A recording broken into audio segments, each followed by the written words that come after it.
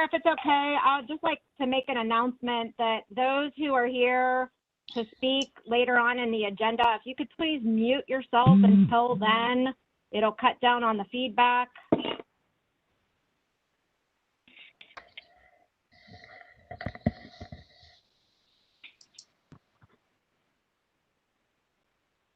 Okay, we good to start now, Shannon? We are good to start. All right, I would like to call the January 14th, 2021 Development Commission meeting to order, starting with the Pledge of Allegiance. I pledge allegiance to the flag of the United States of America and to the and to the republic republic for which it stands, one nation, under God, indivisible, with liberty and justice for all. Okay, we have first on our, before our zoning agenda starts, Anthony Celebrezze is going to update us on some code issues. Tony. Thank you, Mr. Chairman. I appreciate the time tonight. I know it's a little bit last minute, but wanted to make sure that the full commission was briefed on a project that the mayor has got the Department of Building and Zoning and Development working on. We are embarking upon a zoning code update or an assessment, something that's not been done for quite a few years. Kevin Wheeler and myself are leading this project. As the members of the commission know, zoning deals with property use and placement and parking and many other aspects of development on any given parcel. It can encourage and discourage investment, and obviously we want it to encourage and facilitate investments, and it has done a decent job of that. However, we know that in years past, zoning through restricted covenants and redlining has been used to exclude people and limit different communities' access to opportunities. And so, we have embarked upon this update. The last time this code was actually updated in a comprehensive fashion was in the 1950s. Obviously, our zoning staff every year has tweaks to it to respond to different usage and situations, but we have not embarked upon a comprehensive zoning review for quite a few decades. So, a little of background. In the 1950s and 60s, Columbus had one of the most aggressive annexation policies, I think, in the country. But by the 70s, that policy started to wane. And as you can see from the chart here on the left, the green, by the 80s, the city really started backing away from adding new areas to the city because the investment, the infrastructure investment was challenging and costly. However, at the same time, from that same period, as you can see from the chart on the right, the population continues to skyrocket for the city of Columbus and Central Ohio in general. Within the next 9 years, we will break 1 million people in the city of Columbus. Currently, we're right around just over 900,000 residents. But we continue, even with the pandemic and other trends, we continue to see people moving to Columbus and Central Ohio for jobs and opportunities. So some of the things that are going on right now are more infill development. As I said earlier, less expansion. However, we continue to see the cost to build rising, especially for residential units. There's inadequate supply, which not only makes the actual units themselves expensive, but the labor costs involved in building these. The labor that builds our housing is getting increasingly older. The average age is getting up there towards retirement.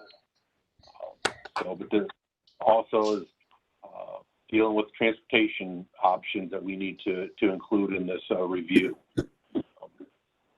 Now, we've seen each generation that comes along adds their own unique outlook on things and their own opinions and their what their demand for. We've continued to see a demand for multifamily, smaller homes, smaller lots, and more walkable neighborhoods. And so we need to start to take that into consideration and add that to the things that we are going to examine in this update. And as I said in the previous slide and this slide too, the trends are right now, not all neighborhoods are prospering. Some are doing very well, others are not. We need to figure out how we can utilize the zoning code to help ensure that all neighborhoods prosper. So the big question, that kind of overarching question that we are looking at is how will we grow? Where are people going to live, work, play? What do our neighborhoods look like? How are they going to get around? And how are they going to get around is what's going to provide opportunity for the residents. A number of initiatives are on the way and working through with CODA, Morpsey, Franklin County, and other cities in Central Ohio. We've got Linkus project going on. There's a regional housing strategy being implemented. The mayor has emphasized sustainability, and so the challenge for us is how do we position the zoning code to help and augment and actually encourage growth, but manage growth in a way that it's acceptable to folks here in the central and city of Columbus. So I've got a list here of areas for consideration, and I've kind of discussed a number of them. One of the keys is we have a heavy reliance on variances, and we have multiple overlays and special districts throughout the city that make development or developing a challenge because they're not always consistent, and they're not always easy to understand. So we need to look at those. We need to make sure our design guidelines are reflective of what what Central Ohioans want and Columbus citizens want, and then we need to figure out how do we implement the housing strategy, promote equity, and ensure the ability to get around. So what happened was in November of last year, we started phase one of a two-phase approach for a zoning code assessment. I kind of liken it to the phase one is the first part of baking a cake. Do you have all the ingredients? Do you have a strategy for what ingredients you're going to add first? And phase two is actually baking the cake. So phase one, we are going through a zoning code assessment. We hired a consultant, Lisa Wise Consulting. They have 3 or 4 groups working with them that have been involved in a number of large city zoning code reviews across the country, Milwaukee, Los Angeles. Lisa Wise did some work just recently here up in Westerville along their main commercial thoroughfare along there. So they are leading the process with Kevin and I, making sure we're doing this as much support as possible. We're going to review the processes, examine what the policy of the city is, and key piece is stakeholder engagement. I know a number of folks from the commission have spoken with Lisa Wise and or some of her folks. I think we've already conducted close to 50 interviews. 50 interviews of different leaders throughout Central Ohio. We will be having a web page to disseminate information, but more importantly, we're going to have a survey on there. We want people and we want members of commissions and boards to take the 9 to 10 minutes that it's going to take the Survey Monkey, because that all goes into the hopper and helps us focus on what we may, what things we need to put emphasis on, what do we need to look at, what things do we think are working and aren't working. Ultimately, the consultant will come up with a recommended update strategy by this summer. And we're expecting the final report to be sometime summer of this year. Obviously, it has to be public record, and we will push that out for folks to see it. That will then lead us into phase 2, which is the actual code update. What are we going to do, and how are we going to do it? Are we going to literally wipe the whole code out, put in a new code, or are we going to take it section by section? but that phase 2 is probably going to take multi-year, at least 18 months, if not 24 months, because we need to ensure that we bring people, we take stakeholder engagement, stakeholder opinions, people's ideas, get out to the area commissions and to present to you all what we're thinking about, and ensure just strong engagement throughout the entire city so we hear what folks are, what they're thinking, and try to get as many people involved in this as possible. So I will, with that, I will make sure the slide deck gets to Shannon and she can disseminate that out to you all.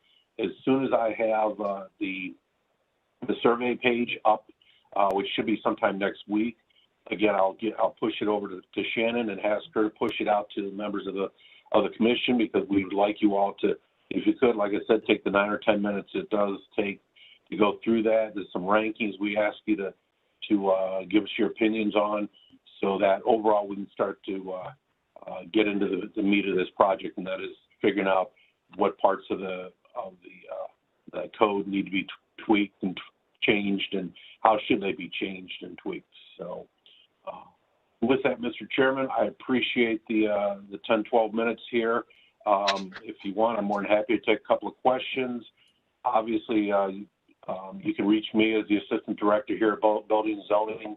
I'm on the website. Feel free to call me or email me, and we can talk about this project. All right, Tony, very nice presentation.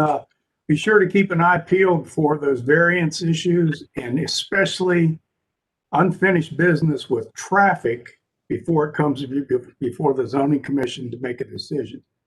There's a time gap there that's very difficult. Okay, with that said, I think we'll move on to the zoning agenda now. Thanks a lot, Tony. All righty. Let's see if I can get this back over to. I got it. I already got it. Yep. Wonderful. Okay, first order of business is we need to have a motion to table cases number 2, which is the Z19-070, I'm sorry, Z20-036 Hilliard Grove Road, and case number 7, Z20-093 2295 Mock Road. Motion? So moved. So moved. Second? Or second. Okay. Who got there first? Okay. All those in favor of tabling cases 2 and 7? Aye. Aye. All right. For anybody that's on the line to comment on either of those 2 cases, they will not be heard tonight. Okay, let's go forward with case number 1. Z19-071 4509 Cleveland Avenue. The site is developed with a small commercial building in the CPD Commercial Plan Development District, which only permits a yarn shop. The requested LC2 Limited Commercial District will permit the building to be converted into a daycare center. To the north of the site, across Brooklyn Road, is a commercial building in the C2 Commercial District. To the south is a single-unit dwelling in the R1 Residential District. To the east, across Cleveland Avenue, is a single-unit dwelling in Blendon Township. To the west is a single-unit dwelling in the R1 Residential District. The site is located within the boundaries of the Northland 1 area plan, which recommends neighborhood commercial land uses at this location. The site is located within the boundaries of the Northland Community Council, whose recommendation is for approval as the conditions in their recommendation have been met. The development text commits to C2 development standards and includes a use restriction for monopole telecommunication antennas. The requested LC2 Limited Commercial District will allow a daycare center that is compatible with the adjacent commercial development. The proposal is also consistent with the land use recommendations of the Northland 1 area plan. City Department's recommendation is for approval, and I'd be happy to answer any questions. Okay, any questions? Dan, any traffic issues here? All traffic issues have been addressed. And Kathy, any recreation parks? I hear none, so is the applicant here?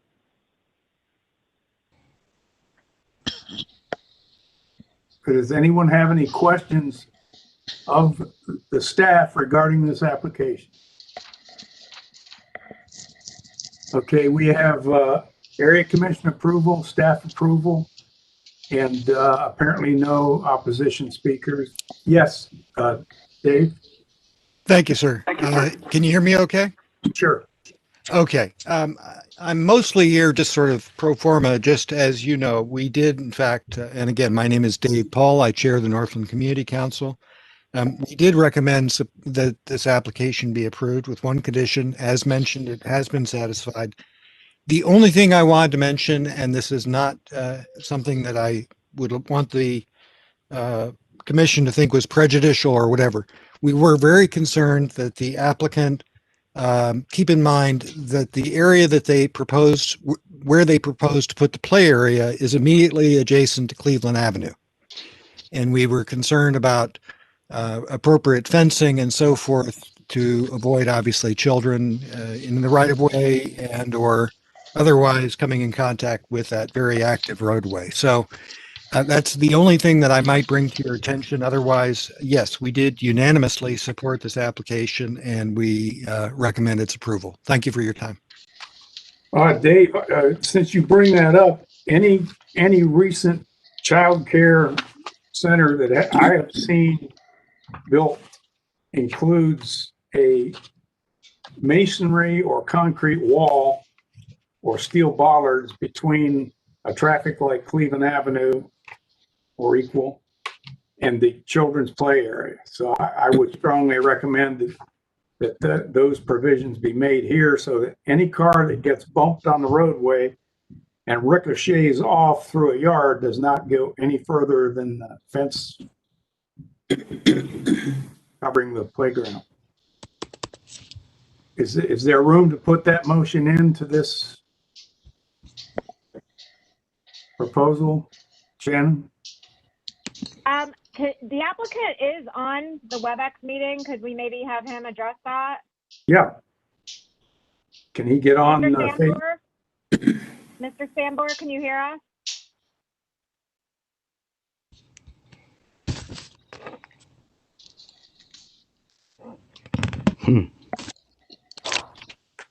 Kelsey, what are your thoughts on this motion? Do you think they would be amenable to it? I see Fred. His picture went away, but now he came back. So, Fred, are you able to chime in? Can you hear us?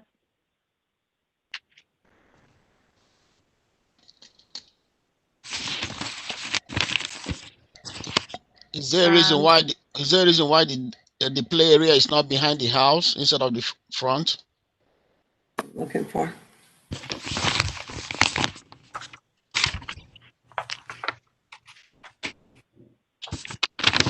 Well, if you put the play area behind the house and away from Cleveland Avenue traffic, it's a non-issue. But if it happens to be on the side of the house near the Cleveland Avenue thoroughfare, there needs to be the absolute rock solid barrier so that a ricocheting car does not go across that fence line. I think you guys can propose the motion, and if the applicant has an issue with it, then they'll maybe have to come back next month. All right, can I get a motion to add language requiring either bollards, masonry, or concrete barrier to stop a veering automobile from crossing the fence line of the playground? Mr. Chairman? Yes. Can I suggest that maybe we propose investigating the possibility of having the playground behind the house, because even with the bollards along Cleveland Avenue, depending on what speed the car is moving, it may still be able to skip over the fence. I think that can be an option, but I think child care centers have the pickup and drop off area at one end of the operation, and they're very careful about funneling the children through the building. And I'm not sure what their layout is. I don't have any drawing that shows their layout. But I know, which is even be better because behind the house is the alley. So trying to drop off children along Cleveland Avenue, I think is inviting some casualties to happen.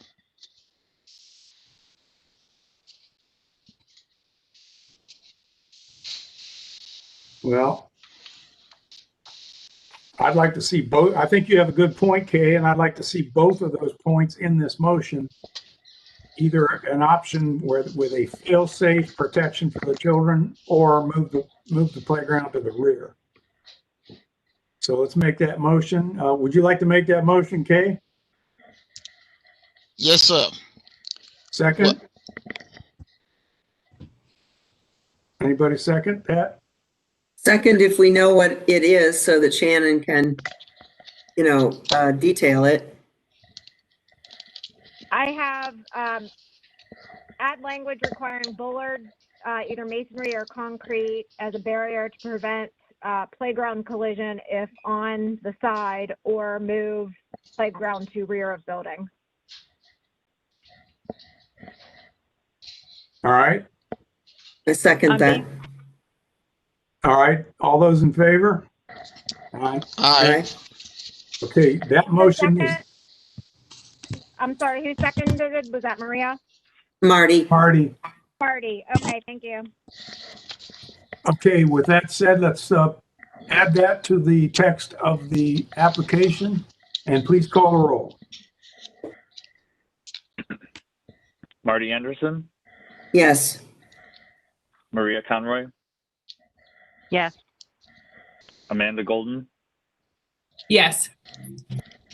John Ingwerson, Yes. Kay Nwukwe, Yes. and Chair Fitzpatrick. Yes, you have a unanimous approval. Okay, let's Thank go. you. Thank you, Chair and Commission. You bet. Thanks for your input, David. All right, we skipping case number 2, which was previously tabled, and we'll go forward with case number 3, Z20-081, 3301 Bryce Road.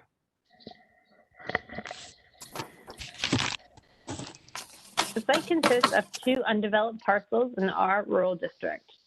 The requested LARLD Limited Apartment Residential District will allow multi-unit residential development with maximum of 360 dwelling units. To the north of the site is a single-unit dwelling in the R Rural District. To the south is undeveloped land in the R Rural District. To the east, across Bryce Road, are multi-unit residential developments and the LARLD Limited Apartment Residential and AR12 Apartment Residential Districts. Single-unit dwellings in the SR Suburban Residential District, and undeveloped land in the R Rural District. To the west is undeveloped land and single-unit dwellings in the LR2 Limited Residential District. The site is within the planning area of the Southeast Land Use Plan, which recommends very low-density residential and open space uses for this location. Additionally, the plan includes adoption of the Columbus Citywide Planning Policy's design guidelines. CTP2 states that densities higher than the recommended 4 units per acre may be appropriate where more intense uses are present. CTP2 also states that ecologically sensitive areas be preserved through site design. The site is located within the boundaries of the Greater Southeast Area Commission, whose recommendation is for approval. The limitation text commits to a site plan and building renderings and includes provisions for density, setbacks, traffic commitments, and landscaping. The requested LARLD Limited Apartment Residential District will allow a multi-unit residential development. Planning staff is generally supportive of the proposal, but requests more information. C2P2 states that densities higher than this location's recommended 4 units per acre may be appropriate where more intense uses are present. Although this proposal is for approximately 15 units per acre, this is a comparable density to adjacent multi-unit residential development and is therefore supported. C2P2 also states that ecologically sensitive areas be preserved through sensitive site design, and as the site plan shows, a build-out within a designated flood zone. Staff requests additional information on potential impacts in consultation with the Department of Public Utilities. While staff supports the open space revision and trail along the stream, additional trail points are requested to improve pedestrian connectivity within the development, such as around the perimeter of the stormwater ponds and an entry point from the Brace Road frontage. Staff requests a site plan with revisions that include a sidewalk or shared use path along Brace Road, as approved by the Department of Public Service, as well as greater detail on a potential park feature and or trail connection to the south, as approved by the Department of Recreation and Parks. Staff also needs to review the building elevations for consistency with C2P2 design guidelines. Additionally, a traffic impact study will need to be submitted to the Division of Traffic Management, and additional commitments may be needed based on the results of the approved traffic impact study. Once the issues are resolved with the Planning Division and the Division of Traffic Management, the City Department's recommendation will be updated to approval. In the meantime, the City Department's recommendation is for disapproval, and I'd be happy to answer any questions. Kelsey, what submittals, what deliverables do you need to feel comfortable going from disapproval to approval? The traffic impact study needs to be submitted and completed, and appropriate commitments need to be incorporated into the text. And the Planning Division needs to kind of review the plans, and I believe Christopher Lord's on the call, provide feedback on the plan based upon the comments that I just read. All right, Christopher, are you within hearing distance? Yes, I am. Thank you. Our remaining comments were really about confirming that the Department of Public Utilities was okay with sort of the cut and construction within the floodplain, and then also regarding the connections to the Blacklick Trail on the site plan and how it connects into the development itself. So once we are able to review those, we'd be in support. All right. Now let me ask, are there any traffic issues here, Dan? We'll need to see a traffic impact study so that we can review that and determine what traffic issues there might be. And what's the inventory of those kinds of issues? What would they most likely be for 29 acres and this many apartments? If I had to, you're asking if I had to guess what the outcome of the traffic impact study would be? Yes. My guess would be turn lane improvements at the site access point and a contribution toward the intersection of Bryce Road and Shannon Road. All right.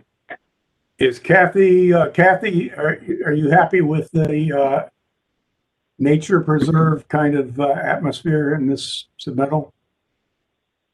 We've had some preliminary conversations with the developer, but haven't really come to a resolution yet on the trail connectivity or what land may end up coming to the city versus some open space that may be protected through this development. So no final answers yet. Okay. This is another one of those cases where the applicant's faced with either coming up with a blank check and handing it to the powers that be for roadways and park issues, or losing his zoning and having to start over, or we just table it and they take action later. So we're on the delicate edge there. Are there any speakers with this application on Bryce Road?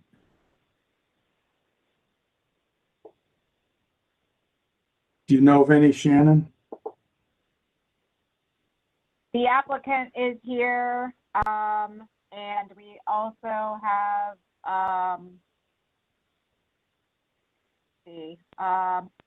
Mark Catalano from Fairway Realty and Drew Laurent from the applicant's traffic engineer. All right, let's hear from the applicant first, and we'll see what he's got to say. Okay, great. Good evening, everybody. David Hodge here with the law firm Underhill and Hodge, here on behalf of the applicant, Fairway Realty.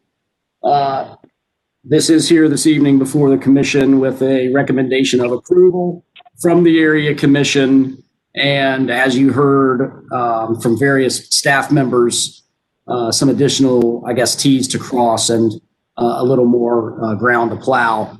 I'm optimistic that those issues are very minor and shouldn't delay the ability of the commission to take action.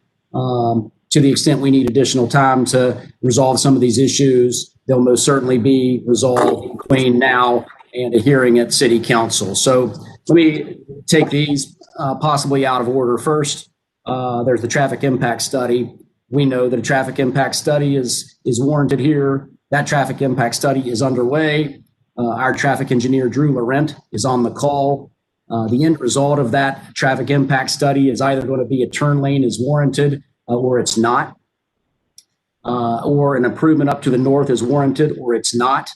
Those are all things that are in some ways outside of zoning, and the Department of Public Service, as I've said here before, traffic management, they've got authority in the right of way outside of zoning. And if they tell us that those improvements are required pursuant to the findings of the traffic study, then those traffic improvements shall be done. No way to get out of them. In terms of the issue with the cut and fill, our engineers have been working with Greg Fedner in the Department of Public Utilities. There was a thought initially that there may be sort of an internal variance with that group warranted. It's not, and our engineers are confident that the site can be engineered such that that is a non-issue. It's interesting if we go back to what Tony Celebrezzi said kind of at the onset of the meeting. He talked about three things, among others, but three things that this project hits. Number one, he talked about the demand for multifamily. I know it, and everybody on this call knows it. There's a huge demand for multifamily. We are providing that here with this project. There was a discussion about folks wanting to live in walkable neighborhoods. One of the important things, and I don't know who's controlling the screen, but if you can pull up the site plan again, you'll notice that we are providing a trail all along the frontage of this property at Bryce. That trail is going to connect back to a trail that we're installing all along the west. We are also, based upon a commitment we made in our limitation text, and there's another sheet here to this plan, we committed to go off site, clear to the north, as you can see there, and extend this trail off site up to the north to the intersection. Now, there's nothing out here, no trail, no sidewalk. The multifamily that you see there on the east side of Bryce Road, those people are walking on the shoulder to get up to the commercial intersection to the north. We're coming in and fixing that here, not just for our proposal, but for the proposal on the east side of the street. Now, we've been asked to work with Recreation and Parks to make some connections of this trail down to the south. It makes all the sense in the world. We'll continue to work with Recreation and Parks to make those connections. But in terms of the area commission, after a series of meetings, recommending approval by a vote of 5-2 in terms of filling the need for additional multifamily in our community, this fits the bill in terms of increasing walkability, not just for this proposal, but for the project across the street. This fits the bill. DPU, not an issue. Our engineers are confident they can work through that. Traffic study, again, we'll have to make the improvements that are warranted by that traffic study and are committed to doing that. I think one of the planning comments was create some internal pedestrian connections. There was an earlier iteration of the site plan that removed those connections. You can see there that we have connections from the parking fields here between the buildings, getting off of this site over onto that trail to the west, in addition to the trail to the east. So to me, and hopefully to you, this proposal is baked enough to warrant your recommendation of approval, and we'll dot a couple of I's between now and City Council. With that, I'm happy to answer the questions that I can answer. Again, my client's here, the traffic engineer's here. I think the civil is on here too, if anybody has particular questions about some of those other issues. All right, very, very crystal clear presentation. We are again faced with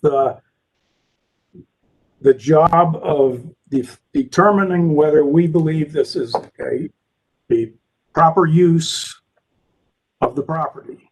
Is it appropriate or is it not appropriate? And with our action tonight, we're going to have an assurance from the applicant that when the city says you must pay for a road widening, for a left turn lane, or chip in on a traffic light, that agreement will be met, or the zoning action will go back to zero and it'll have to be reprocessed.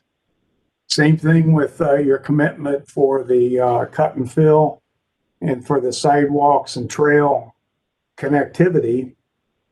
As long as your client is okay with that, we can vote whether or not we believe those things being accomplished to the satisfaction of the property authorities, that this is an appropriate or not appropriate use. Are you good with that, David? Yes, sir. All right. Mr. Chairman? Yes. Mr. Chair, I have a question, please, for either Kelsey or Shannon. Sure. How is it, and given that right now the recommendation is for disapproval, I'm concerned about the, complete straying away from, recommended 4 units per acre to 15 units per acre. And again, it's that old slippery slope argument. I'm also concerned about presupposing that all the traffic impact study points will be met. But before I get there, I'm concerned about the density. Ms. Anderson, may I take a crack at answering the question? You can. I do want to hear from Kelsey or Shannon, but please do.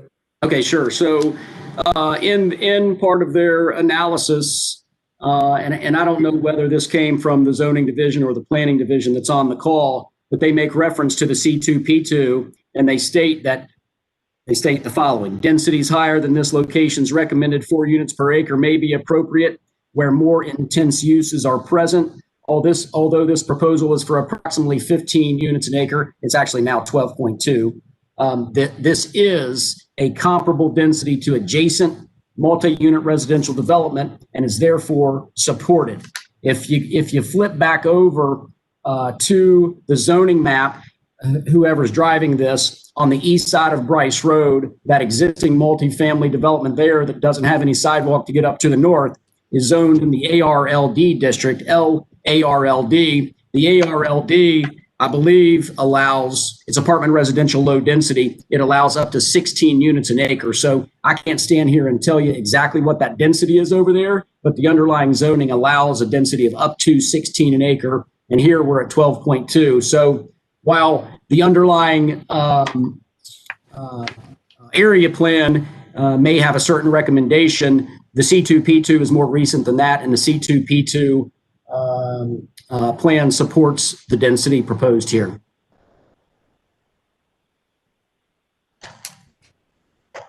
Kelsey, what do you have to say on that? Yeah, I would iterate kind of what David did say about the C2P2. Christopher Lohr might be better able to speak to that, being that that was planning's language that was used in the staff report. That's all correct. So when we're making the land use plans for areas that are large lot, low density, they typically get the recommended land use of a very low density residential, and that's the case for this particular site. That the language that exists in C2P2, which is connected to the Southeast Land Use Plan, allows for higher density, recognizing that those kinds of lots are, development opportunities essentially. So it's a case by case basis, looking at what's around it. In this case, as Mr. Hodge noted, there is approximately 10 to 16 units per acre just to the east in the apartments there. Okay, Marty, are you happy with what you've heard? Not really, but I understand it. I still see the staff's recommendation for disapproval, and I'm just a little concerned about jumping ahead of the traffic impact study. But, that's just me, and everybody else can, vote their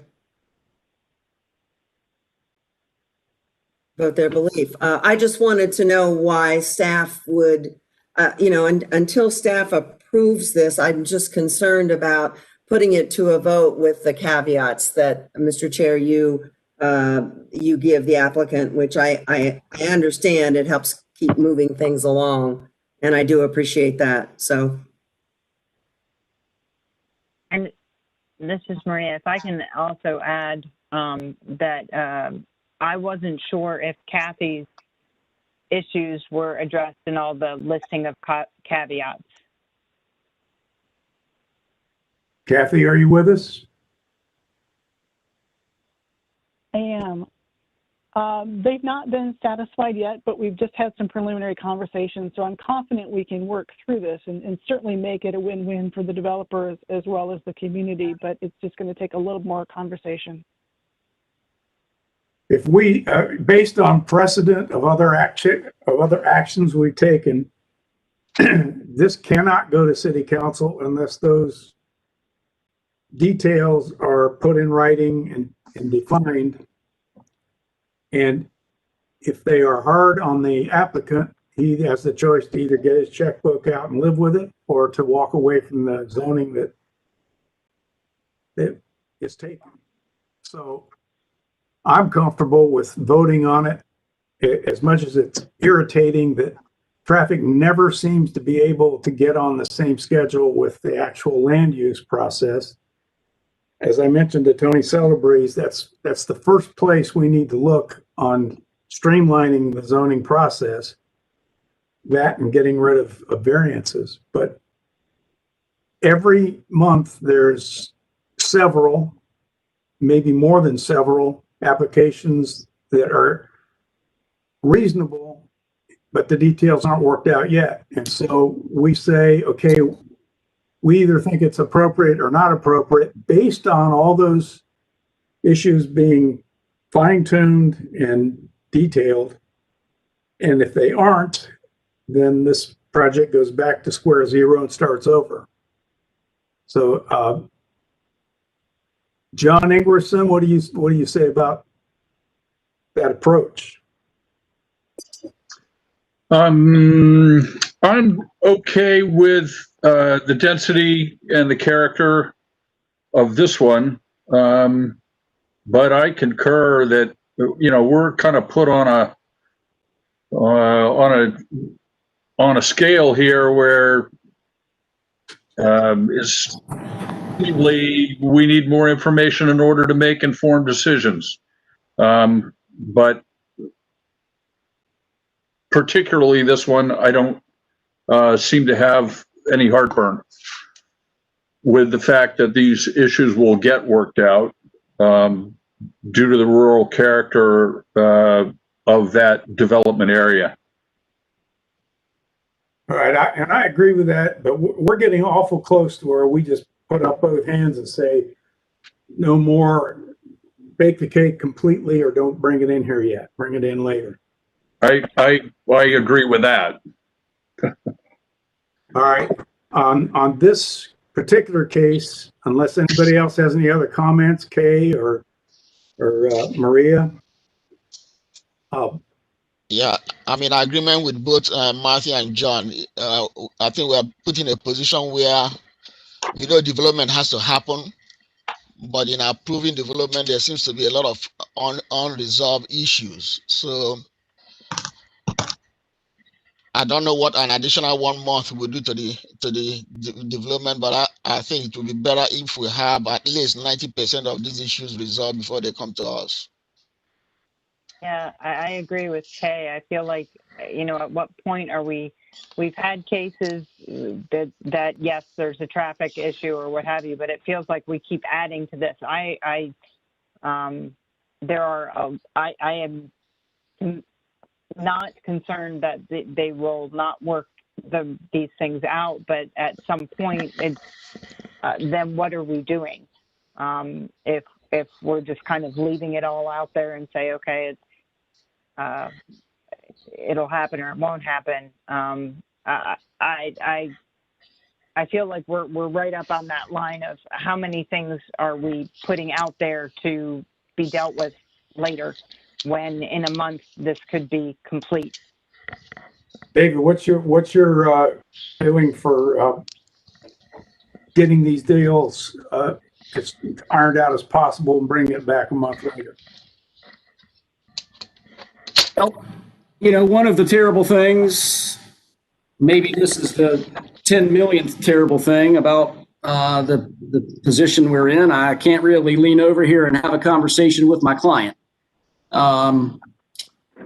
And so, I don't know if he's here in a capacity where he wants to pitch in, again, and I know Tony Celebrezzi was on here earlier talking about this code update, which is, I think a step in the right direction. One of the things that probably ought to be contemplated in that code update is an acknowledgement that the public right-of-way operates outside of the private property. And while I certainly appreciate traffic's input, especially when it comes to access points and on-site circulation, I know full well that they've got authority over this deal outside of this zoning process. And it's a separate issue. It's in some ways a permitting issue.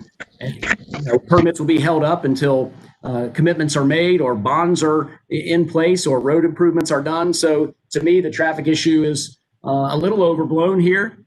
It either warrants a turn lane or it doesn't. It either warrants an improvement to the intersection to the north or it doesn't. This is I think, a great opportunity for the property. I think it actually benefits the property across the street. As I mentioned with the trail, we are under no obligation to extend that trail clear up to the intersection to the north. We did that because we happened to think it was the right thing to do, and it made sense. And people from this community and the community across the street can get up there. We're putting all of this trail over on the west side of the property. The discussion with Recreation and Parks has been, do we just transfer a significant portion of that western property to the city Recreation and Parks as kind of an extension of the Metro Park down to the south? And so, when you set all that stuff on the scale here, to me, it sort of tips in favor of a recommendation of approval, and let's dot a couple I's between now and city council. If, I certainly don't want to go to council without development commission's approval, but. David, you fully understand that the onus is on you, that if those things aren't resolved to the complete satisfaction of the traffic departments, whoever they might be, and Recreation and Parks, you're back to zero. Any action we would take tonight goes back and starts over. You understand that? I understand it. I don't know, Mark Catalano, were you on here in a position where you're able to talk? Sure. I'm here. Can everybody hear me? Yes. So Mr. Fitzpatrick here, Drew's on the phone as well, but as far as it relates to the traffic study and the data have been complete. They're actually waiting on Morpsey to provide the COVID updated calculations so they can complete the study. So that they've been waiting on those numbers for weeks. So our hope was that would have been turned around, that we could have at least had that study prepared for tonight's meeting. I hear you on the other points. We've had discussions. I guess, frankly, and this is on me, but to hear that staff was not approving it, we'd addressed the original concern. So that was news to me until this afternoon when I got the WebEx invite and saw that it wasn't approved. So from staff, I thought we were going in with staff support because the original request that they made had been changed in the site plan. So I guess I'm a little, surprised and frustrated that we're at where we're at. Well, whether they approved it or disapproved it, the dynamics are the same. You've got I think you have an appropriate use, and it's just how you funnel traffic in and out, and what exact commitments are carried out to the satisfaction of Parks and Rec. And they don't like what you're offering, they can say no, and this project goes back to square zero. That's the only way I'm comfortable with stepping forward and taking care of this part of it. And either those conditions are met or it sits in limbo until such a time as it's fully ready to go to city council. So we've been doing a lot of these kind of things every month over the last 6-8 months. where those are up in the air. And frankly, the applicant is at the mercy of whatever that traffic study is interpreted to require and what any other conditions that are needed to get signatures at the bottom of the plan. So as long as everybody's on the same page there, we can put it to a vote and go forward, or we can table it. So I give you that option right now. Which way you want to go? Just table it. We'll come back next month. All right. I mean, I think you're headed in the right direction, but we're hit with this literally half a dozen times every month because the traffic isn't on the same pace as the project development. Yeah, So, it's nearly impossible to time it up. So totally understand. and you know, maybe the way it's handled would be a problem. Like Marty might look at it and say, yeah, it's handled, but that's bothersome, and I didn't get a chance to see it. You know, everybody's got this blank check that's being pushed around the table. Yeah, well, and frankly, I'd be fine with moving forward. The traffic light is not something that's been contemplated. That this is the first that's been brought up. The left turn lane is something that I think we're prepared to do if it's warranted. We did extend the path that is an offsite improvement up to Chatterton, which I think is a nice ad for our development and for the neighboring properties across the street. But as far as the turn signal or the traffic light, that's something that isn't contemplated. Well, you're doing a lot of good things with this property, extending sidewalks, connecting trails, and those are all greatly appreciated. And I think you're heading right. If you can afford a month, let's table this and bring you back, and all those I's and T's will be crossed or almost crossed. Sounds good. All right. Okay. Marty, would you like to make a motion to table this? Sure, I so move. Second? Second. Okay. All those in favor of tabling this case, say aye. Aye. Okay, case number 3 is tabled. We will go forward to case number 4. Thank you. Case number 4, Z20-083 1550 Kenny Road. The site consists of one parcel which is developed with a medical office in the C4 commercial district. The requested AR3 apartment residential district will permit multi-unit residential development. To the north of the site is a fuel sales facility in LC5 limited commercial district and car wash in the C5 commercial district. To the south is a multi-unit residential development in the C4 commercial district. To the east are single and multi-unit dwellings in the R4 residential district. To the west, across Kenny Road, is a data center in the AR1 apartment residential district. Companion CV20-094 has been filed to vary the parking setback line, building line, rear yard, and lot coverage. That request will be heard by City Council and will not be considered at this Development Commission meeting. The site is within the planning area of the 5th by Northwest area plan, which recommends medium density mixed residential uses for this location. The plan recommends that higher densities should be focused on the area's primary corridors. Additionally, the plan recommends this location for medium density mixed residential, which does not have specific density recommendations, but does speak to maintaining existing densities and demonstrating that new development will not adversely impact the existing nature of the area. Additionally, the plan includes adoption of the Columbus Citywide Planning Policies Design Guidelines. The site is located within the boundaries of the 5th by Northwest Area Commission, whose recommendation is for approval, and that approval recommendation can be found in your supplemental packet. The requested AR3 apartment residential district will allow a multi-unit residential development. Planning staff will consider supporting a revised proposal in which the site design more appropriately responds to the street with more buffering between the proposed development and surrounding lower intensity uses, consistent with C2P2 design guidelines and the 5th by Northwest area plan's recommendations. Staff notes that the site intensity stems from large overall lot coverage without open space, lack of potential connection to Western Avenue, and how the building addresses Kenny Road as areas of concern. Staff also notes the addition of a privacy fence along the site's eastern boundary and continue to request additional buffering from neighboring uses in addition to requesting building elevations. The Division of Traffic Management supports this application based on the requested unrestricted zoning district. There are still a number of comments that need to be addressed for the concurrent council variance prior to submitting that ordinance to City Council. Once the issues are resolved with the Planning Division, staff's recommendation will be updated to approval. In the meantime, City Department's recommendation is for disapproval, and I'd be happy to answer any questions. Okay, any questions? All right, Dan, traffic issues. No traffic issues with this application. All right, and Kathy, Recreation and Parks.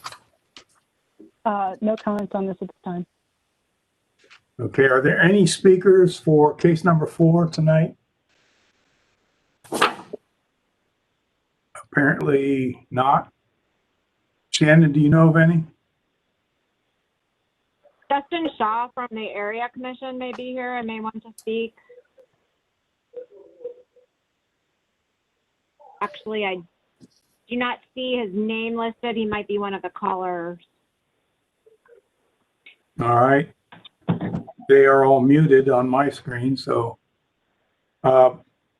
again, we have a lack of details to the satisfaction of the staff, and the same kind of concerns, not as large in scale, but Chair, yes. The concerns are with the concurrent council variance, not the unrestricted rezoning request. Okay. Planning Division is not so comfortable with the unrestricted zoning request. I'm sorry. I was thinking it was the traffic issues only, so sorry about that. What is the concern with the Planning Division? Our view is that really the zoning and the CV of the overall project is tied together. And so when we were requesting additional information and some revisions, the additional information in the form of building elevations, which we have now received, but have not commented on. So I think there are some things that can get resolved. Our biggest concern was that this site is somewhat of a pod development that again can't connect to Western Ave and lacks the ability to connect to the north and create a more comprehensive development pattern as things change in this corridor. So the revisions and additional information that we've received, we think we can work through a few of those points with the developer and move to support, but we're not there yet.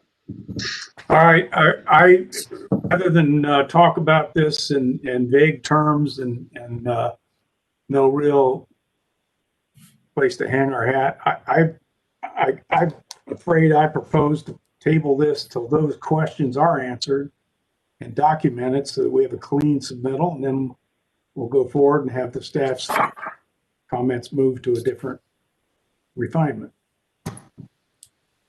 Would anybody, is the applicant?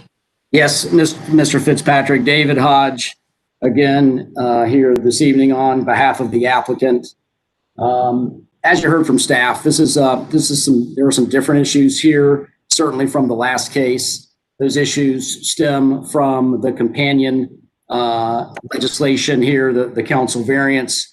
By using that council variance, we are committing to a site plan and architectural character. Those issues will continue to mature as we collaborate with planning and, to the extent necessary, traffic. You know, I think we certainly can't step away from the fact that the underlying zoning of this piece of property is a straight C4. If you look at what's there today, it's a defunct office. Office is not the right use of this piece anymore in terms of the way this neighborhood has grown up. I think that folks would prefer that we had the Circle K and the car wash to the north as a part of this. Those owners have been approached, and unfortunately, they're not willing to sell. If this were to develop in a straight C4, we could come in and put some retail on the first floor with parking tucked behind and and residential above and not have to come through a zoning. So to me, this one is distinguishable from the last one we heard in terms of the issues to be resolved. And so again, this is a unanimous recommendation of approval from the 5th by Northwest Area Commission. That commission unfortunately had a I don't know if it was COVID related or a snafu with one of its zoning committee meetings. We expected to be here last month. There is a very tight underlying contract associated with this project. And so to the extent possible, we really need to move this one forward on to City Council. Jared Smith is here with me. I don't know, Jared, if you have anything you'd like to add. Yeah, I think that obviously we've tried to address some of the things we've talked about. We've made some evolutions in the site plan in and of itself. You know, we're kind of stuck between city staff right now on some issues and the neighborhood. Obviously, if we go back to the site plan, you'll notice Western Avenue was something that was mentioned as a concern. Actually, the neighborhood was less than enthused about us connecting to Western Avenue. In general, it's a little bit hard to connect. That connection point is split between our parcel and the Circle K at only about, I think we have, I'm going from memory here, 16 feet of that right-of-way entrance into our site right there. So in that circumstance, what we did is that we actually put our trash there to open onto Western Ave for city pickup, which is consistent with how the commercial site is right now. We did spend some time going through some stuff, giving obviously some elevations, albeit late to city planning. We did get those. We have added some fencing and doubled some of our screening and tried to work through some of our, I should say, frontage to soften it. From a use perspective, obviously, I don't think anyone's questioning the use in and of itself or necessarily the density. Obviously, I don't think I've ever come in front of you and asked for less density or a smaller project. I'd certainly love to incorporate that Circle K and or that car, the project. But given the area, we believe that 71 units is an appropriate use, appropriate area in a CRA that is looking for, 10% Get a message back about the car. No, but I did call up. I'm sorry. I think we're getting some bleed over. Yep. So I think given the project being at 70 units in the 10% to the 100% AMI project and 10% to the 80% AMI portion of the project, it's something we're excited about. And, I believe with Christopher.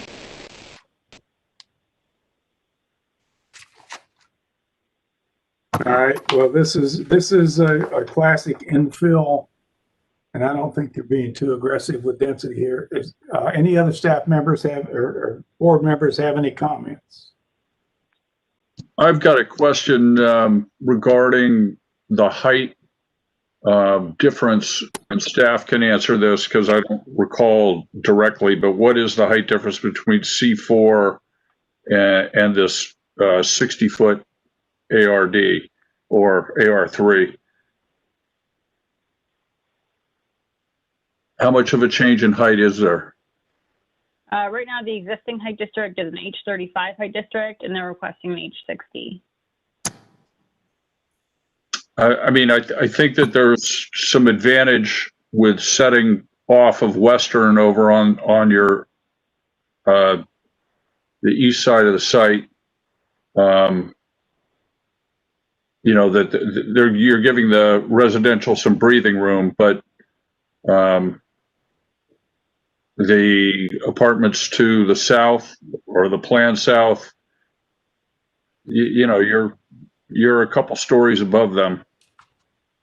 So just I'm not sure because we're not looking at any elevations at what sort of there's a 10-foot setback there.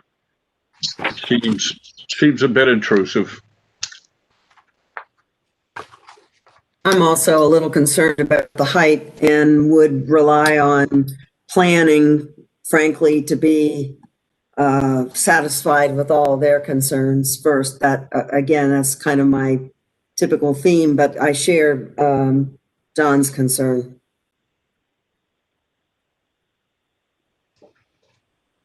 Okay, David?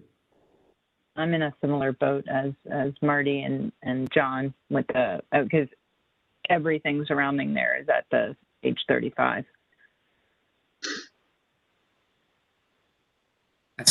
I mean, to me, those things developed in the H35. That's what existed before.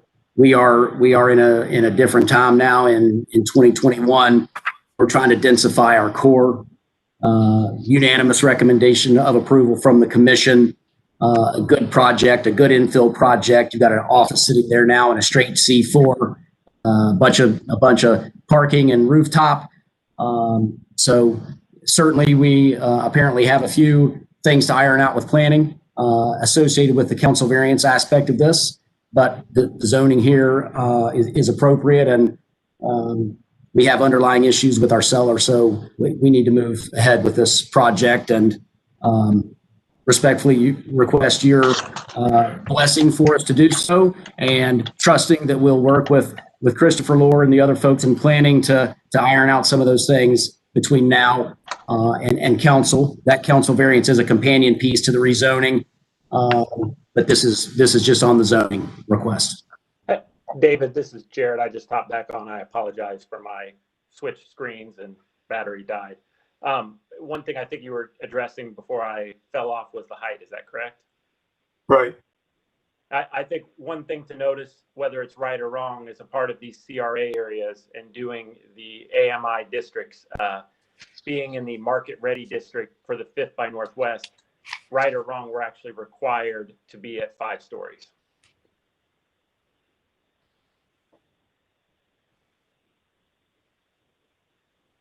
By 5th by Northwest? By the 5th by Northwest CRA, the Community Reinvestment Area.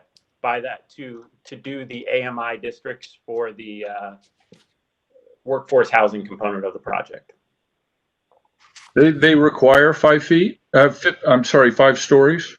That is correct. In the Short North CRA, in the Kenny and Henderson CRA, and in the 5th by Northwest CRA. If you want to have the workforce housing component as a part of your project and get the tax abatement that corresponds with that, you must be at 5 stories. Thank you So for all of a sudden, that, so this becomes about tax abatement. I guess that's one way to say it, Ms. Anderson. I guess the other way to say it would be this is about providing affordable housing meeting the city's criteria. Oh. I guess let me comment again, since I was the one that brought the height up. I see you're not committing to the site plan. I sure would like to see it. I think that you're making the right kind of move there by moving the building west and leaving that open space on the east side to be open and let the residential breathe. I don't have so much of a concern looking at an aerial of that you're going to be up against the Circle K. And certainly I would think that if you were able to pull down the whole corner, you could do a rather nice development. If this will sponsor, the development further of that corner, then you're going to have some sort of object rather than, just an individual monolith that seems to not be fitting. But I understand the incentive of this. I'm glad that you explained the tax abatement function, and I don't have a whole lot of heartburn about this. It's just getting used to the idea. And if it's comfortable with you, I would say that we are comfortable committing to this site plan as a requirement of moving forward in your approval. And it is being committed to in the council variance. I wish you guys would bring that in the package so that we don't look at this as such a thin, not thin, let's just say narrow rezoning application with stuff that you question without, again, the knowledge of that you're providing with us now, to us now. Thank you. All right. Mr. Chair, I had one more point because, I can appreciate the tax abatement issue as someone who is adjacent to Short North. We're actually feeling that it's a problem point because you do have it encroaching on areas that are not supposed to go up to 5 stories. And I'm looking at this area, and I'm pretty familiar with it, and I know, you go a block over to Virginia, and you are talking about, kind of 2-story type of housing. And on the flip side, you go down to 5th, and you do have some higher elevation. There is some hodgepodge there, but my concern more is that it's, if this was something perhaps facing King, and I know you've tried for that corner, that's one thing. That seems to be a point of contention with planning at the moment, and I'm just not sure how it'll work with the surrounding, with the units behind and the units to the south. So the units to the east and the units to the south, and what dominoes are going to start. That will start. This isn't, downtown. This is 5th by Northwest, right? Near, not too far from Grandview Heights and that area as well. So it's that part of it. I kind of feel like that's where the old annexation coming in is problematic, because what's defined as Columbus is losing the inside of where some of this density really, not so much the density, but the height really belongs. Yeah, and I can appreciate that. Just as a note, I hear you on Virginia Avenue. Just of note, there's currently a project less than a block away on Chambers that is also 5 stories tall, as is an office building that's 5 stories tall on Chambers, just west of Kenny Road, called Chambers and Kenny, 1 block up. So this area kind of has gone through a transition in the last, I'd call it 3 to 5 years. There's been a lot of old, really, warehouse over there. Watershed Distillery is over there, kind of in that area. And there's a lot of, call it, office warehouse, mostly older single-story warehouse that has been replaced with taller and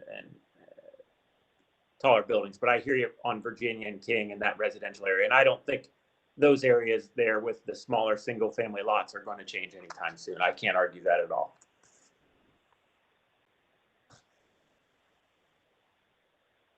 Okay, any other comments?